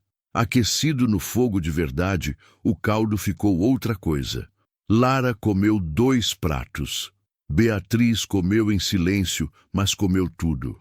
Dona Filomena falou sobre os gatos, sobre as laranjeiras, sobre o neto que morava em Goiânia e ligava todo domingo, sobre o marido que havia morrido 12 anos antes e cuja cadeira ela ainda mantinha na mesa porque tirar a cadeira parece que apaga e eu não quero apagar. Não tirar a cadeira. Pensei no Marcos. Pensei que eu havia deixado para trás, na pressa da saída, a cadeira onde ele sentava para assistir televisão. A cadeira que tinha o amassado específico do corpo dele no encosto, que ninguém mais sentava, porque todos sabíamos, sem precisar falar, que aquele amassado era dele. Tinha deixado a cadeira para os herdeiros do imóvel. Aquilo doeu de um jeito que eu não havia percebido até Dona Filomena mencionar a dela. A senhora não sente falta de espaço? Beatriz perguntou para Dona Filomena com aquela franqueza cuidadosa dela. De poder usar a cadeira para outra coisa? Dona Filomena a olhou com atenção. A saudade precisa de lugar para sentar. Ela disse simplesmente. Se você não dá lugar para ela, ela fica em pé no meio do cômodo e atrapalha tudo. Beatriz ficou quieta, mastigando aquilo. Eu também. Naquela noite, depois que a Lara dormiu e Beatriz estava deitada folheando um livro que havia pedido emprestado para Dona Filomena, sentei na beira da cama e abri as malas. Não para organizar, para ver o que havia trazido. Tinha feito as malas com a cabeça de quem está fugindo de prazo, de quem embala o que o braço alcança sem estratégia de coleção. O resultado era uma mistura que só fazia sentido emocional. Roupas práticas, documentos, o carregador do celular. Mas também a foto do casamento dobrada numa carteira velha, o elástico de cabelo verde da Lara que estava na mesa da cozinha e que ela não havia pedido, mas que eu havia colocado, o relógio de pulso do Marcos que havia parado de funcionar e que eu havia levado para o concerto 3 vezes sem resultado, mas que eu não jogava fora. O relógio estava no fundo da mochila lateral. Peguei. Era simples. Analógico, pulseira de couro marrom gasta nas bordas, o mostrador com as marcas de um homem que usava relógio todo dia em trabalho de campo. Os ponteiros parados em 10h22, que era a hora que ele havia parado de funcionar num dia comum que eu não havia marcado e não sabia mais qual era. Fiquei segurando ele por um tempo. Beatriz levantou os olhos do livro. Do pai? Ela disse. É. Ela voltou ao livro. Depois, sem olhar de novo, bom que você trouxe. Coloquei o relógio na mesinha de cabeceira, a mesinha de Dona Filomena, que era de quem, mas que por aquela noite era minha. Deixei ele apoiado de face para cima, os ponteiros parados em 10h22, o couro gasto pegando a luz fraca do abajur. Aquilo era o Marcos que eu havia conseguido trazer, não a cadeira, não a casa. Não os planos, não os quando a gente for, não os 18 anos de vida construída num imóvel que não era meu e que eu havia devolvido com 2 meses de aluguel atrasado e a vergonha de quem sai sem poder se despedir direito. O relógio parado, a foto dobrada, o elástico verde da Lara era o que havia. E enquanto eu olhava para aquelas 3 coisas na mesinha de cabeceira de uma mulher que não tirava a cadeira do marido morto da mesa, comecei a entender alguma coisa que eu ainda estava formulando, que ainda levaria tempo para virar pensamento completo, mas que estava começando a ter forma, que carregar não é o mesmo que não seguir, que a saudade, quando tem lugar para sentar, não fica em pé no meio do caminho atrapalhando. E eu havia saído daquela cabana e atravessado aquela floresta com o relógio do Marcos no fundo da mochila, e que isso não havia me pesado. Havia me acompanhado. Há diferença. Apaguei o abajur. No escuro, ouvi a respiração da Lara aprofundar. Ouvi Beatriz virar na cama. Ouvi os gatos de Dona Filomena se acomodando em algum lugar do quintal. Ouvi a noite. E pela primeira vez, desde que havíamos saído da casa do Marcos, desde antes talvez, desde os 8 meses que ele foi diminuindo enquanto a doença crescia, a noite não parecia uma coisa a ser atravessada. Parecia apenas noite, o que ela sempre foi. O que eu havia esquecido que era. Faz 3 semanas que estamos em Mirante do Norte. Escrevo isso como quem anota numa ficha. 3 semanas, porque preciso da concretude do número para acreditar nele. Parece mais e parece menos ao mesmo tempo. Essa simultaneidade estranha do tempo depois de uma perda grande, em que os dias se esticam e se comprimem sem aviso, e você não sabe se está passando rápido demais ou devagar demais. Só sabe que está passando. Lara está na escola. Conseguimos a matrícula na segunda semana, depois de uma tarde inteira na Secretaria Municipal, com uma pilha de documentos que a atendente foi aceitando um a um, com aquela paciência burocrática que ou te enlouquece ou te ensina meditação. A professora da turma dela, a professora Graça, 40 e tantos anos, cabelo grisalho, cortado curto, óculos de armação vermelha que ela usa no ponto mais baixo do nariz, me recebeu na porta da sala no primeiro dia com uma firmeza gentil que me disse: "Essa mulher sabe o que está fazendo com crianças." Deixei a Lara na porta. Ela entrou sem olhar para trás. Aquilo me fez chorar no caminho de volta. Não de tristeza, ou não só de tristeza, mas daquele choro misturado que vem quando você vê seu filho fazendo alguma coisa difícil com mais coragem do que você esperava. A Lara havia atravessado uma floresta no escuro sem gritar quando caiu. Havia entrado numa sala de aula nova com crianças que não conhecia, com o queixo firme e a mochila nas costas. Ela tinha 8 anos e mais estrutura do que eu tinha direito de ter exigido dela. Beatriz é caso diferente. Beatriz está nos 16 agora. Fez aniversário na 3ª semana aqui. Um aniversário que celebramos com bolo de fubá, que Dona Filomena fez sem ser pedida e com um presente que eu consegui comprar com o segundo pagamento da quitanda. Um caderno de capa dura e uma caneta boa, porque Beatriz escreve. Escreve desde os 12 anos, cadernos cheios de coisas que ela não mostra para ninguém e que eu finjo não ter curiosidade sobre, respeitando aquela fronteira que os filhos estabelecem quando estão descobrindo o que tem interior. Sobre a escola para ela, ainda estou resolvendo. A escola estadual aqui aceita a transferência, os documentos estão sendo processados. Mas Beatriz está naquele limiar de ano que complica a transferência. Segundo ano do ensino médio, grade diferente, matérias que não fecham direito com o que ela havia cursado. A diretora foi honesta comigo. Ia levar tempo para alinhar, ia requerer adaptação, ia exigir que Beatriz estudasse conteúdo que ainda não havia visto. Beatriz, quando eu contei, disse: "Eu resolvo." Dito daquele jeito seco e sem drama, como quem está mencionando que vai resolver um problema de matemática.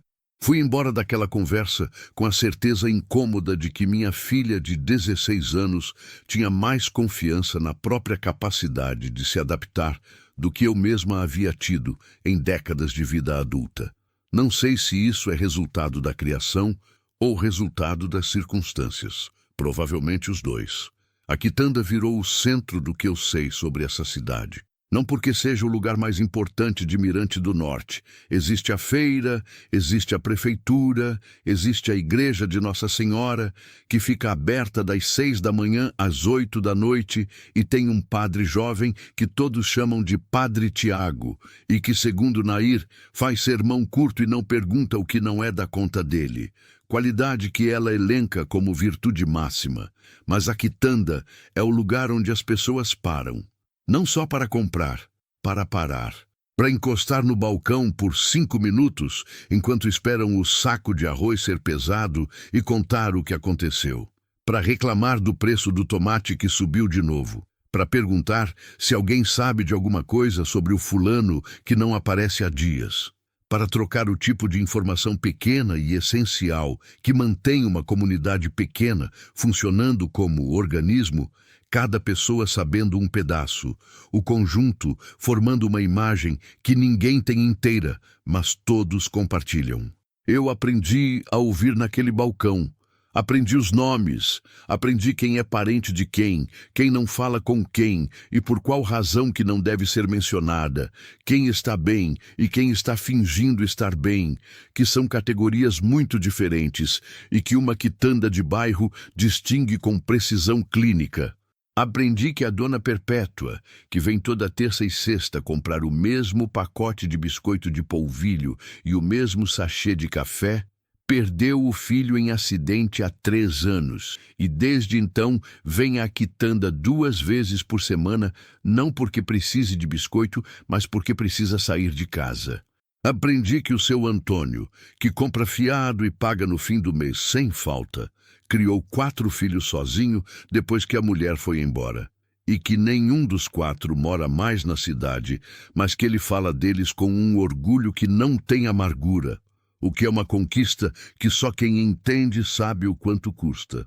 Aprendi que Nair perdeu um bebê entre o primeiro e o segundo filho, e que isso ela não conta para qualquer um, mas que me contou numa tarde de movimento fraco, quando estávamos organizando o estoque juntas, e o silêncio entre nós havia ficado do tipo que admite coisas verdadeiras. Como você soube que eu ia entender? Eu perguntei. Ela deu de ombros, ajeitando latas. Você tem o olho, ela disse. O olho? Tem pessoas que perderam alguma coisa importante e você vê no olho. Não é tristeza exatamente, é mais como profundidade. Quando você fala com uma pessoa assim, a voz dela tem um chão diferente. Fiquei pensando nisso o resto do dia. Pensei se o meu olho mostrava o que eu havia perdido. Se o Marcos estava visível em mim daquele jeito. Não como ausência, mas como profundidade, como algo que havia cavado fundo e que agora fazia parte da estrutura. Acho que sim. Acho que a gente vira o formato das perdas que teve, da mesma forma que um rio vira o formato do leito que a água cavou ao longo do tempo. Não é que a dor fica para sempre, é que ela muda a topografia. Foi na 2ª semana que a floresta voltou, não fisicamente. Não os madeireiros, não a cabana, não o cheiro de terra úmida na madrugada. Voltou de outro jeito, pelo caminho que as coisas não resolvidas encontram para voltar, através da Beatriz. Eu a encontrei acordada às 2 da manhã, sentada na beira da cama, com o caderno aberto no colo, mas não escrevendo. Parada, olhando para a janela que dava para o quintal escuro. Sentei ao lado dela sem dizer nada. Ficamos assim um tempo. Quando a gente estava na floresta, ela disse por fim, com a voz baixa e cuidadosa de quem está entrando num assunto delicado, como quem entra numa sala escura, devagar. Quando ficamos paradas, agachadas no mato, ouvindo os homens passarem, eu fiquei pensando numa coisa. Esperei. Fiquei pensando que, se acontecesse alguma coisa com você, eu não saberia o que fazer com a Lara. Ela parou. Não no sentido prático.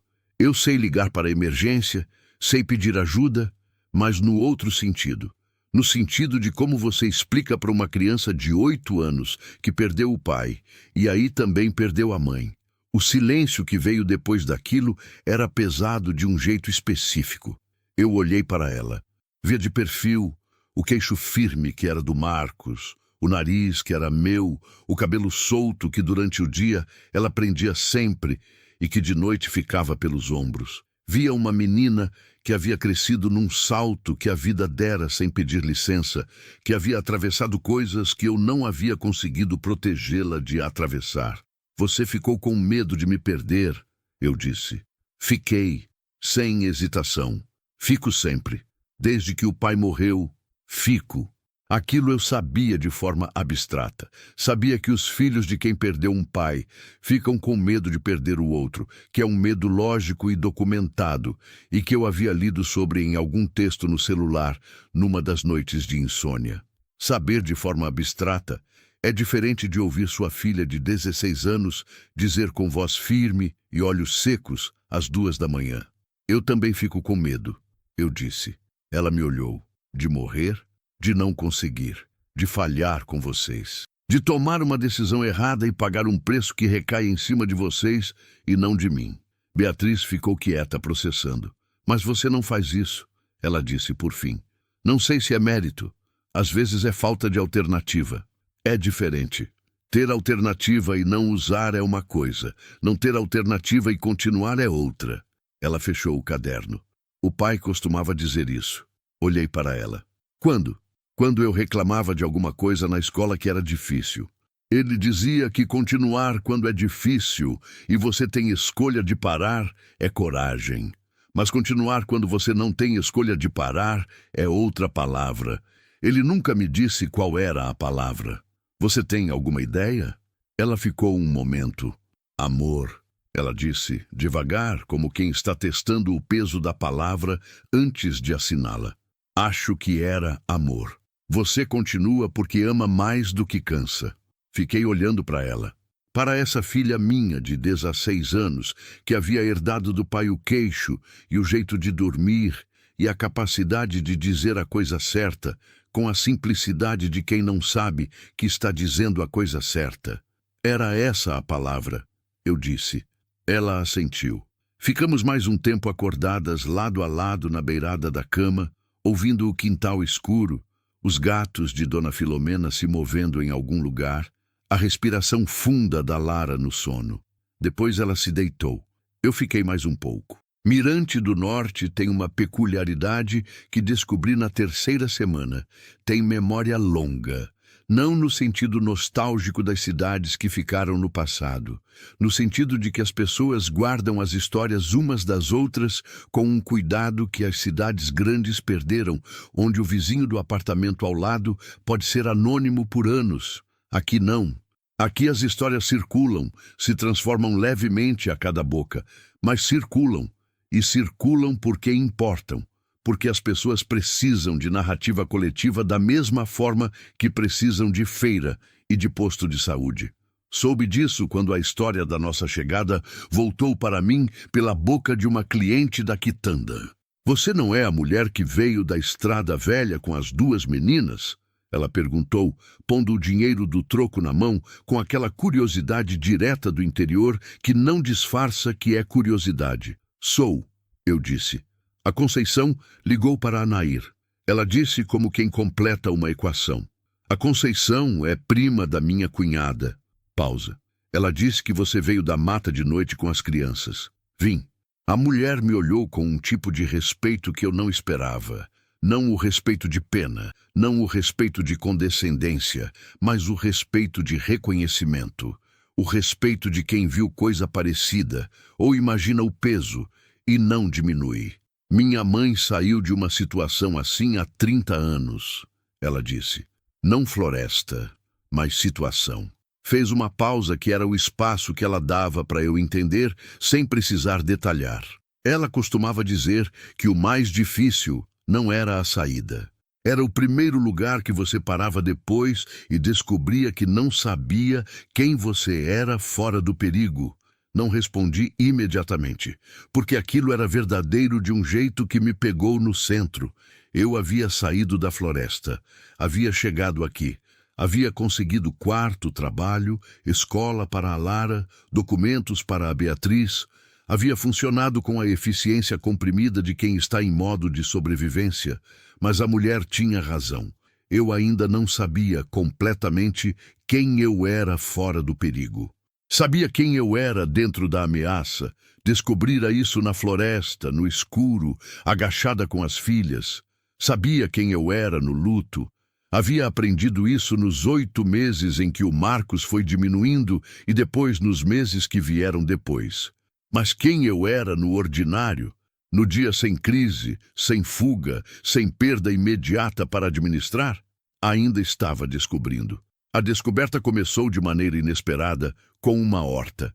Dona Filomena tinha o quintal grande e as laranjeiras e o pé de acerola, mas o canteiro nos fundos, um retângulo de terra cercado por tijolos que ela havia abandonado quando as costas pioraram, estava sem uso há 2 anos. Terra boa, ela disse, mas sem braço para trabalhar. Perguntei se podia usar. Ela ficou me olhando com aquele olhar avaliativo que ela tinha para tudo. Você sabe de horta? Não muito, mas posso aprender. Ela considerou. Meu marido cuidava, ela disse. Depois que ele foi, eu tentei por um tempo, mas não era a mesma coisa sem ele do lado. Uma pausa. Seria bom ver terra trabalhada nova. Comecei no sábado seguinte. Não sabia quase nada. Fui aprender no único jeito disponível naquela cidade com internet fraca, que era perguntando. Perguntei para Nair, que perguntou para a mãe por telefone. Perguntei para o seu Antônio, que havia tido roça e que me explicou sobre adubo e espaçamento com a paciência de quem ensina algo que ama. Perguntei para a professora Graça, que por acaso sabia de ervas, camomila, manjericão, hortelã, e que me deu mudas num saco plástico com uma lista escrita à mão das condições que cada uma precisava. A Lara entrou na horta no segundo dia. Sem perguntar, sem pedir permissão, apareceu na porta do quintal com as sandálias trocadas pelo tênis velho, rolou as mangas da camiseta e disse: "O que eu faço?" Dei a ela o trabalho de afofar a terra com o garfo de jardinagem que Dona Filomena havia encontrado no galpão. Ela fez com a seriedade aplicada de quem foi designada para missão importante, a língua levemente para fora no canto da boca, do jeito que ela fazia quando se concentrava muito. Igual ao pai, esse detalhe que às vezes eu via e ficava parada por um segundo mais do que devia. Beatriz apareceu no terceiro dia. Ficou observando da janela primeiro, depois desceu. Ficou parada perto do canteiro, com os braços cruzados, depois descruzou os braços e disse: "Onde você planta o quê?" Mostrei o rascunho que havia feito num papel. Ela estudou por um momento. "O tomate não pode ficar ao lado do manjericão?" "Pode. Na verdade faz bem." "Por quê?" "Porque aqui tem mais sol da tarde. E o tomate ia gostar." Ela apontou para o canto que eu havia reservado para outra coisa. Olhei para ela. "Como você sabe isso?" "Li enquanto você estava na quitanda." Um encolher de ombros. "Pesquisei no celular com o Wi-Fi do posto. Replanejamos o canteiro juntas, eu e Beatriz em cima do papel rascunho, enquanto a Lara continuava afofando a terra com uma dedicação que estava começando a ultrapassar o necessário e que eu suspeitava que havia virado meditação. Às 3, no quintal de Dona Filomena, em volta de um canteiro de terra que não era nosso, mas que estava se tornando. Aquela noite, depois que as meninas dormiram, sentei na varanda com Dona Filomena. Ela tinha o hábito de ficar na varanda depois do jantar com um copo de chá de erva cidreira. Todo dia, chuva ou céu limpo, com um chale nos ombros quando estava frio. Era a hora dela, claramente, e eu havia respeitado isso nas primeiras semanas, saindo da varanda quando ela aparecia. Naquela noite, ela chegou com 2 copos. Sentei. Por um tempo, não falamos. Era o tipo de silêncio que precisa se estabelecer antes da conversa verdadeira. Aquele tempo de aquecimento em que 2 pessoas se acomodam na presença uma da outra. "Você vai ficar?" Ela perguntou por fim. Não era uma pergunta sobre o quarto, era mais larga do que isso. Olhei para o quintal, para o canteiro que começava a ter forma, para a laranjeira que eu havia aprendido nessas semanas, que dava fruto no final do inverno, e para o pé de acerola que a Lara já havia adotado como seu por direito tácito de afinidade. Pensei na quitanda, no balcão onde eu havia aprendido os nomes e as histórias, na Nair e no clipe de plástico rosa, na professora Graça com os óculos no ponto mais baixo do nariz, no seu Antônio que pagava fiado no fim do mês sem falta. Pensei no relógio parado na mesinha de cabeceira. Pensei na cadeira que Dona Filomena não tirava da mesa. "Não sei ainda", eu disse com honestidade, "mas enquanto estou aqui de verdade, não de passagem." Ela considerou aquilo. "É diferente", ela disse. "A maioria das pessoas que para aqui está de passagem, mesmo que fique anos. Fica o corpo, mas a cabeça está sempre no próximo lugar." "Eu sei, já fui assim. E agora?" Olhei para o canteiro de novo. "Agora estou tentando aprender a plantar coisa", eu disse. "Não dá para plantar de passagem." Dona Filomena tomou um gole de chá. Depois fez aquela coisa dela, aquele assentimento lento que não era concordância exatamente. era reconhecimento, era o gesto de quem recebe uma informação e a coloca no lugar certo interno. Meu marido dizia, ela falou devagar, que raiz não escolhe onde crescer.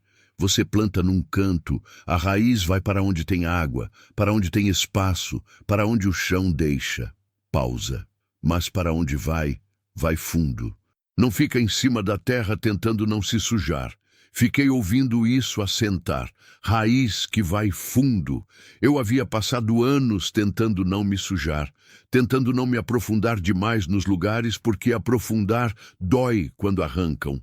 Havia aprendido isso da maneira errada, misturando luto com prevenção de luto, como se não se apegar fosse proteção quando, na verdade, era apenas uma forma mais lenta e menos honesta de perda. O Marcos havia me ensinado o contrário. Havia se aprofundado em mim e nas meninas com tanta naturalidade, com uma confiança no processo que eu nunca havia completamente entendido, até ele não estar mais aqui para demonstrar. Agora eu estava aqui, num quintal de outra mulher, com um canteiro começando, com 2 filhas que haviam atravessado floresta e chegado do outro lado. Talvez fosse hora de parar de ficar em cima da terra. Talvez fosse hora de deixar aprofundar. Dona Filomena, eu disse. O canteiro. Quando crescer, fiz uma pausa. Posso plantar flores também, do lado das ervas? Ela ficou me olhando por um momento com aquele olhar que eu estava começando a conhecer. Aquele olhar que avaliava e reconhecia ao mesmo tempo. Pode, ela disse. O Alcino adorava as flores. O marido dizia que horta sem flor é só função. Com flor é vida.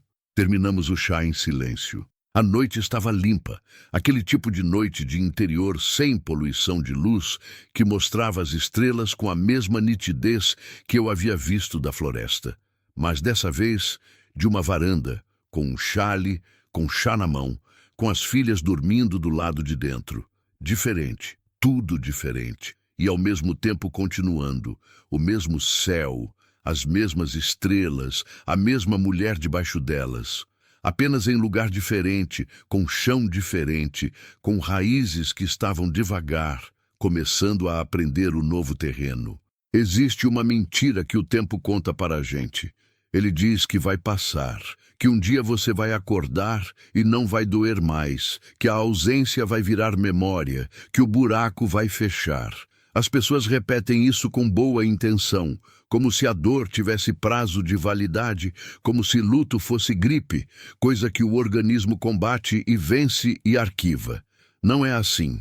O que eu aprendi da maneira que só se aprende vivendo, que é a maneira que mais custa, é que a dor não passa. Ela muda de forma. Ela vai de aguda para crônica, de facada para peso, de coisa que paralisa para coisa que acompanha. E num determinado ponto, que não tem data marcada e não avisa quando chega, você percebe que o peso virou parte de você, que você carrega ele não porque não consegue largar, mas porque ele é seu, porque ele tem o formato das pessoas que você amou. E largar seria largar elas. Não quero largar. Aprendi isso aqui em Mirante do Norte, num quintal com laranjeira, numa varanda com Dona Filomena, num canteiro que as 3 construímos sem planejar e que está, nessa manhã de sexta-feira do nosso 2º mês aqui, mostrando os primeiros brotos.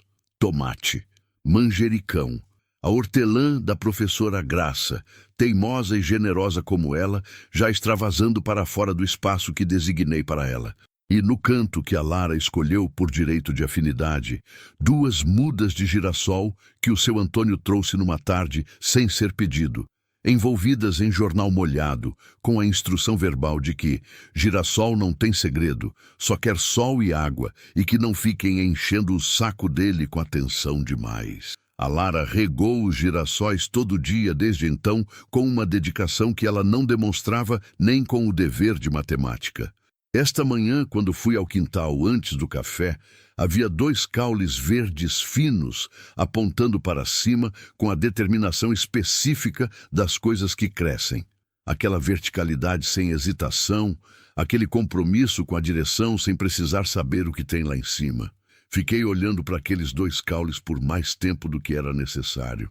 O dia que mudou alguma coisa começou como os outros. Acordei às 6. Fiz café no fogão da dona Filomena. Ela havia me dado chave da cozinha na terceira semana com a informalidade de quem entrega uma chave de gaveta, não de casa, como se a concessão fosse pequena quando na verdade era enorme. Acordei a Lara às 6h30. Briguei levemente com ela sobre o tênis que ela queria usar no lugar do sapato fechado exigido pela escola. Resolvi o impasse com a diplomacia cansada das manhãs. Beatriz acordou por conta própria às 7. Desceu já pronta, tomou o café em pé, porque tinha virado o hábito dela que eu havia desistido de combater. Levei a Lara à escola. Fui para a quitanda. Era uma sexta de movimento médio. O tipo de dia em que as pessoas passam, mas não ficam, com pressa de semana que está terminando. Trabalhei amanhã sem novidade, organizei a entrada de mercadoria do fornecedor, que chegou às 10. Tomei o café do meio-dia com a Nair em cima do balcão, como fazíamos toda sexta. Foi depois do almoço que apareceu. Uma mulher, 50 e poucos anos, cabelo branco cortado reto na altura do queixo, calça de tecido e blusa de linho que não eram da cidade. Eram roupa de quem vem de fora, não necessariamente cidade grande, mas de outro contexto. Ela entrou na quitanda com aquele olhar de quem está procurando alguma coisa específica, mas não tem certeza se vai encontrar. Comprou erva mate.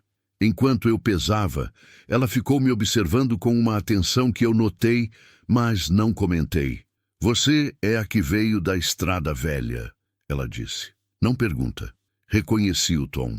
Havia escutado variações dele várias vezes nas últimas semanas. A história havia circulado, havia virado parte do repertório coletivo da cidade. Normalmente respondia com brevidade e mudava de assunto, mas havia algo diferente no jeito que essa mulher havia dito. Não era curiosidade de fofoca, era reconhecimento de outra coisa. Sou, eu disse, com 2 filhas. Isso. Ela ficou quieta enquanto eu embalava a erva mate. Então, eu sei quem são os homens da clareira. Parei. Olhei para ela. Ela estava me olhando de volta com uma calma que não era indiferença. Era o tipo de calma que pessoas desenvolvem depois de muito tempo, carregando alguma coisa pesada, aquela serenidade que não é paz, mas é a prima próxima dela. Quem é a senhora? Eu disse baixo. Me chama de Sandra. Ela pegou o pacote de erva mate. Posso te contar depois do expediente?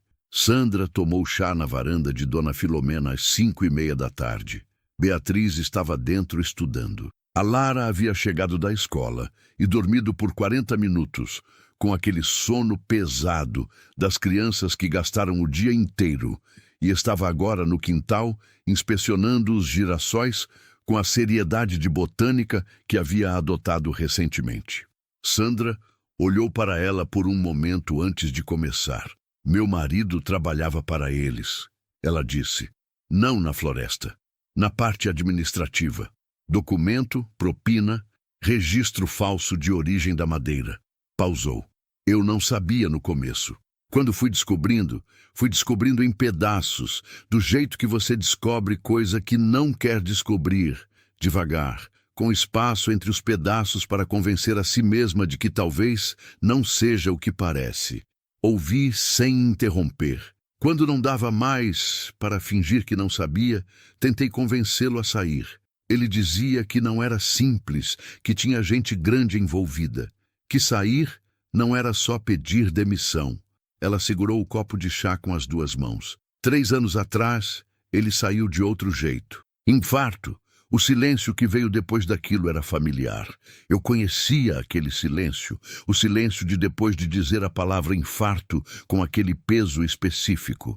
Depois que ele morreu, fui procurar a Delegacia Ambiental do Estado. Ela continuou.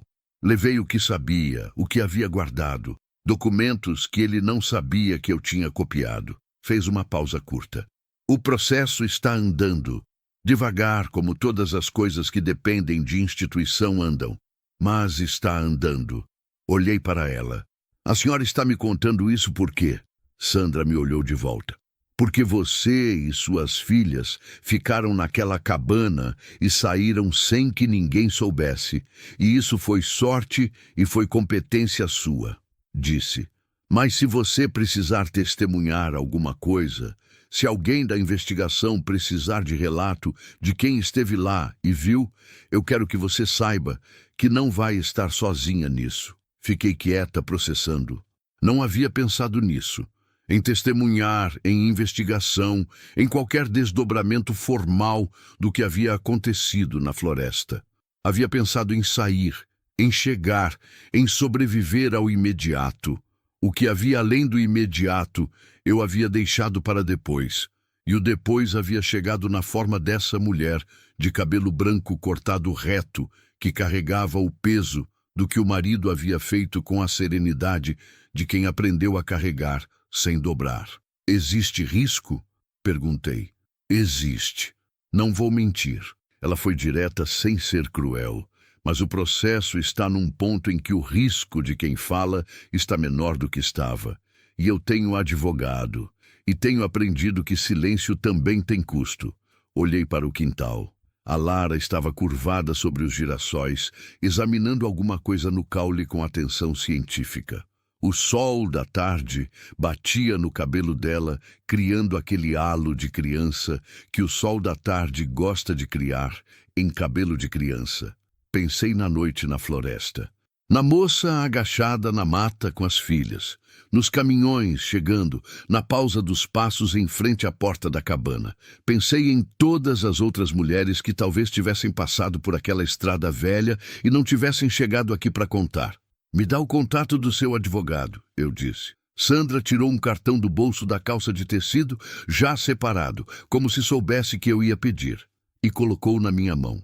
Não vou recontar o que veio depois com todos os detalhes, porque alguns detalhes pertencem ao processo e não a mim para publicar. O que posso dizer é que conversei com o advogado de Sandra por telefone numa tarde da semana seguinte, que dei um relato escrito do que havia visto na clareira, os caminhões, o equipamento, as toras empilhadas, a data aproximada, e que esse relato foi juntado a outros relatos de outras pessoas que também haviam visto coisas e que Sandra havia juntado ao longo de 3 anos com a paciência de quem constrói um caso tijolo por tijolo. O que posso dizer é que o processo existe e está andando. O que posso dizer é que fazer aquilo, sentar com o advogado pelo telefone, falar o que vi com a precisão que consegui, assinar o que precisou ser assinado, foi a coisa mais assustadora que fiz depois de sair da floresta. E também foi, de um jeito que não esperava, a coisa que fechou alguma coisa dentro de mim. Não o luto. Esse não fecha. Esse acompanha. Mas outra coisa, o capítulo daquelas noites de tensão, daquele medo específico de perigo concreto, daquela sensação de ter visto algo que não deveria ter visto e ter saído carregando sem poder largar. Larguei onde precisava ser largado. Segui. O 2º mês em Mirante do Norte virou o 3º, sem que eu percebesse exatamente quando. Percebo as coisas pela Lara. Ela é meu marcador de tempo mais confiável, porque crianças de 8 anos mudam visivelmente de semana para semana de um jeito que adultos perderam. Ela havia chegado aqui quieta e cautelosa, aquela criança que havia perdido o pai e atravessado floresta e que havia aprendido a não fazer barulho quando caía. Agora ela vinha da escola contando histórias. Histórias de colegas, de professora, de uma briga no intervalo que não era com ela, mas que ela havia observado e que tinha opinião formada sobre, de um gato que aparecia toda tarde na grade da escola, e que ela e 2 amigas, ela tinha amigas, haviam nomeado de Biscoito. Ela vinha contando histórias em voz alta, sem controlar o volume, com as mãos gesticulando, com o riso que havia sumido por meses, voltando em pedaços e depois em quantidade, aquele riso dela que era idêntico ao do Marcos. Aquela risada que subia depressa e ficava no ar por 1 segundo a mais do que a maioria das risadas fica. Eu ouvia cada história com a atenção que ela merecia e com uma gratidão interna que eu não nomeava em voz alta porque ela não precisava da carga disso. Ela só precisava que eu ouvisse. Ouvia.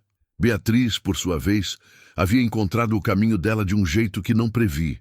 A diretora da escola havia sugerido, no processo de adaptação curricular, que Beatriz fizesse aulas de reforço com uma professora aposentada da cidade. A dona Eunice, 70 anos, que havia dado aula de literatura e português por 42 anos e que ainda aceitava alunos particulares por, nas palavras da diretora, não saber ficar sem ter o que fazer com a cabeça.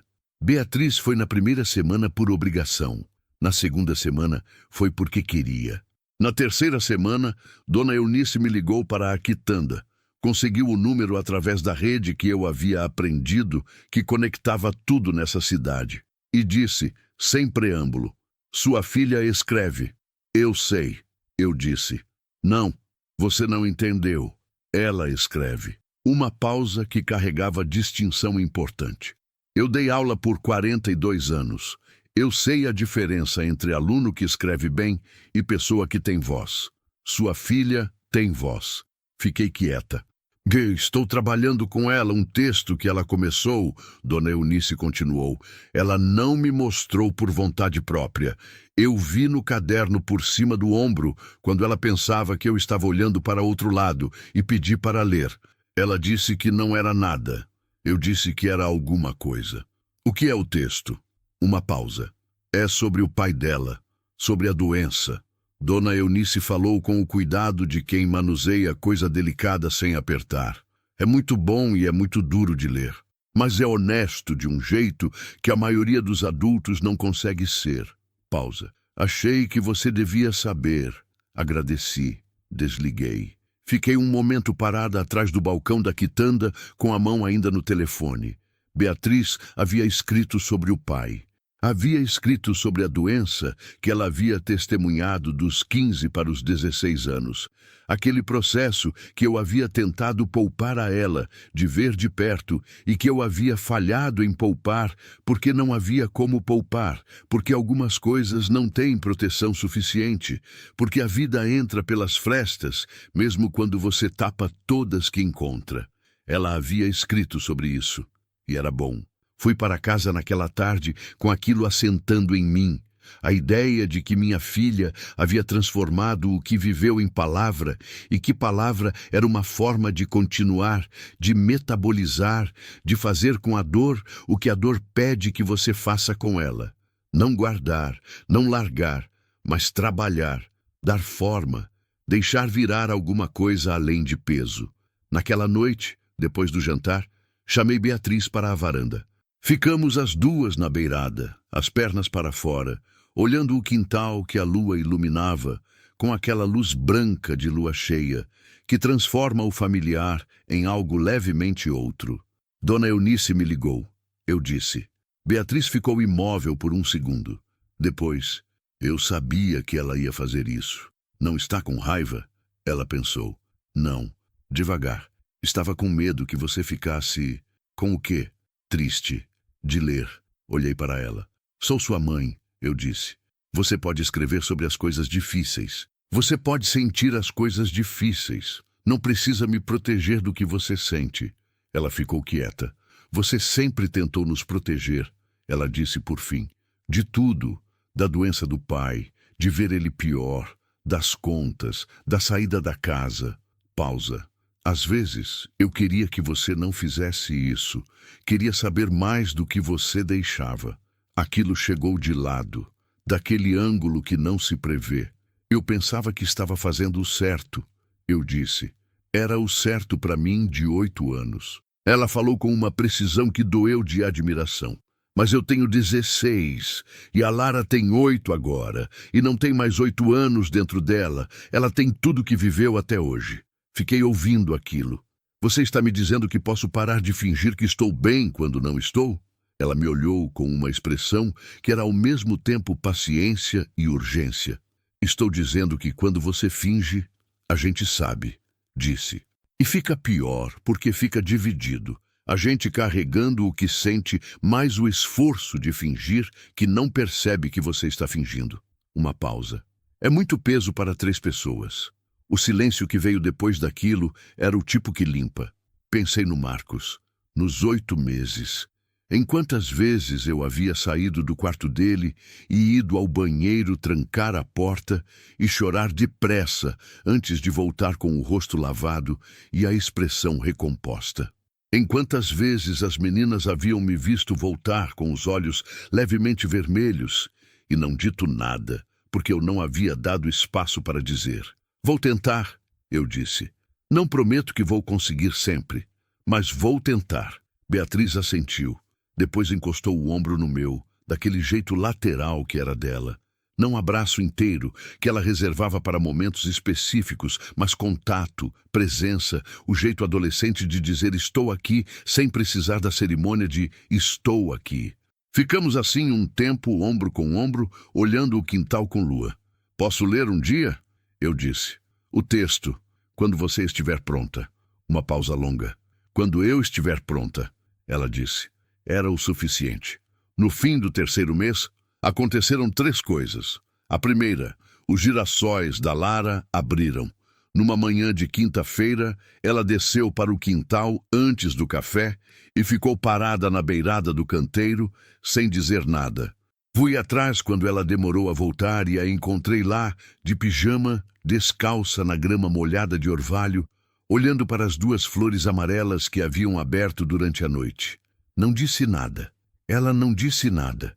Depois, ela virou para mim com um sorriso que era inteiramente dela, não do pai, não meu, não emprestado de ninguém, e disse, eu sabia que iam crescer. A segunda, Beatriz foi aprovada na equivalência curricular e foi matriculada no 2º ano com adaptações. Na tarde em que saiu o resultado, ela veio para a quitanda me contar. Não mandou mensagem, veio pessoalmente. O que eu aprendi que era o modo dela de dizer que a coisa era importante. Entrou pela porta com aquela expressão controlada que ela usava quando estava sentindo mais do que mostrava. Colocou o papel na minha frente no balcão e ficou me olhando. Li. Olhei para ela. Ela deu um sorriso pequeno. Rápido, quase tímido, o tipo de sorriso que aparece quando você está tentando não deixar aparecer e não consegue segurar. Contornei o balcão e a abracei. Ela ficou rígida por um segundo. Aquele segundo de surpresa que ela sempre tinha com o abraço não anunciado. E depois afundou, os braços em volta de mim, a testa no meu ombro, e ficou assim por um momento que foi exatamente do tamanho certo. A terceira coisa foi menor e maior ao mesmo tempo, que é como as coisas mais importantes costumam ser. Era uma noite de sexta, jantar feito, louça lavada, Lara dormindo, Beatriz no quarto escrevendo. Sentei na beirada da cama, no quarto que havia se tornado nosso nesses 3 meses, as fotos que havíamos colocado na parede, o relógio do Marcos na mesinha, o elástico verde que a Lara havia finalmente começado a usar no cabelo em vez de eu guardar como relíquia. Olhei para o relógio. Ponteiros parados em 10h22. Peguei. Segurei na palma da mão por um momento. Então abri o aplicativo do celular, procurei relojoeiro, encontrei um na cidade vizinha que atendia por encomenda. Fotografei o relógio, mandei a foto com uma mensagem perguntando se consertava aquele modelo, quanto custava, quanto tempo levava. A resposta chegou no dia seguinte. Consertava, custava o que eu podia pagar, levava 1 semana. Mandei pelo ônibus na segunda-feira seguinte, embrulhado em papel e dentro de uma caixinha de fósforo, forrada com algodão, com um bilhete que dizia apenas favor consertar com cuidado. É de estimação. Voltou na segunda seguinte, funcionando. Coloquei na mesinha. Ouvi o tic-tac que eu havia esquecido que ele tinha, aquele som de relógio analógico que é um dos sons mais humanos que existem, regular e insistente, o tempo se anunciando segundo a segundo sem drama. Não era o Marcos voltando. Não era o buraco fechando. Era o relógio funcionando de novo. Era o tempo andando no pulso de quem eu havia amado e que havia ido embora. Era o jeito que eu encontrei de dizer que o tempo continua e que tudo bem que continue, que continuar não é trair, que o relógio pode andar sem que isso signifique que eu esqueci quem o usava, que andar é o que o tempo faz, que andar é o que eu faço. Escrevo isso numa manhã de sábado. A Lara está no quintal. Ouço a voz dela falando com os girassóis. Ela desenvolveu o hábito de conversar com as plantas, o que seu Antônio disse ser tecnicamente benéfico e que eu decidi acreditar porque quero acreditar. A voz dela sobe e desce com o entusiasmo de quem tem muito a contar e muito tempo para contar. Beatriz está na mesa da cozinha com o caderno aberto e o café ao lado, escrevendo com aquela concentração que faz o mundo ao redor sumir. Ela não percebe que estou olhando. Fico olhando por um segundo antes de desviar. Aquela fronteira que respeito, aquele interior que é dela. Dona Filomena está na varanda com o chá e o rádio, que é onde ela está todo sábado de manhã e onde estará todo sábado de manhã pelo tempo que a vida permitir. O relógio do Marcos toca na minha mão. 11h42 da manhã, de um sábado de um mês que se tornou parte da minha vida de um jeito que eu não havia planejado e não consigo imaginar diferente. Não sei o que vem depois daqui. Sei que a quitanda vai estar aberta na segunda, que a Lara vai querer ir ver Biscoito, o gato da grade da escola, que ela ainda não desistiu de convencer Dona Filomena a adotar, que Beatriz vai terminar o texto sobre o pai em algum momento e que nesse dia eu vou precisar ser a mãe que não finge, que senta e lê e sente o que vier e não vai ao banheiro trancar a porta. Sei que o canteiro vai precisar de água amanhã cedo. Sei que existe um processo andando numa delegacia ambiental que não depende mais de mim, mas que eu ajudei a andar, e que isso não me faz heroína de nada. Me faz alguém que viu uma coisa e disse o que viu, que é o mínimo que se pode fazer quando se tem voz. Sei que tenho voz. Aprendi isso aqui. Aprendi que voz não é o mesmo que grito. Voz é o que você usa quando precisa ser ouvida, com o volume que a situação pede. Às vezes, sussurro na floresta às 4 da manhã. Às vezes, relato dado a advogado por telefone. Às vezes, conversa de varanda, com mulher de cabelo branco que carrega o peso do que o marido fez. Às vezes, história contada para a filha de 16 anos, que já sabe mais do que eu deixei saber. Voz é o que sobra quando tudo mais foi levado. É o que ninguém consegue tomar, nem madeireiro, nem burocracia de cartório, nem infarto, nem câncer, nem nenhuma das formas que a perda encontrou para entrar na minha vida sem pedir licença. Marcos me ensinou a não perder a voz, ensinando sendo o homem que era, que escutava até o fim, que acreditava que cada pessoa tinha algo importante para dizer se você desse tempo suficiente para dizer, que passava a mão no cabelo das meninas quando adormeciam e dizia coisas pequenas que elas não ouviam mais, mas que ele dizia assim mesmo porque o ato de dizer era o que importava. Eu aprendi. Demorei. Aprendi torto. Aprendi pela ausência dele mais do que pela presença, que é a ironia mais cruel do ensino por amor. Mas aprendi. A Lara entrou pela porta dos fundos com terra nas mãos e um sorriso que ocupava o rosto inteiro. Mãe, o segundo girassol tem um botão novo no caule. Vai ter mais uma flor. Olhei para ela. Para essa filha minha que havia atravessado mais do que qualquer criança devia atravessar e que estava de pé na cozinha de Dona Filomena com terra nas mãos, me contando sobre botão novo em girassol com a mesma urgência de notícia importante com que outros contariam catástrofe. Porque para ela era notícia importante. Porque flor nova é notícia importante. Porque continuação é notícia importante. Vai mesmo? Eu disse. Vai, eu vi. Ela mostrou as mãos sujas como prova. Você quer ir ver? Fechei o caderno onde estava escrevendo. Me levantei. Quero, eu disse. E fui.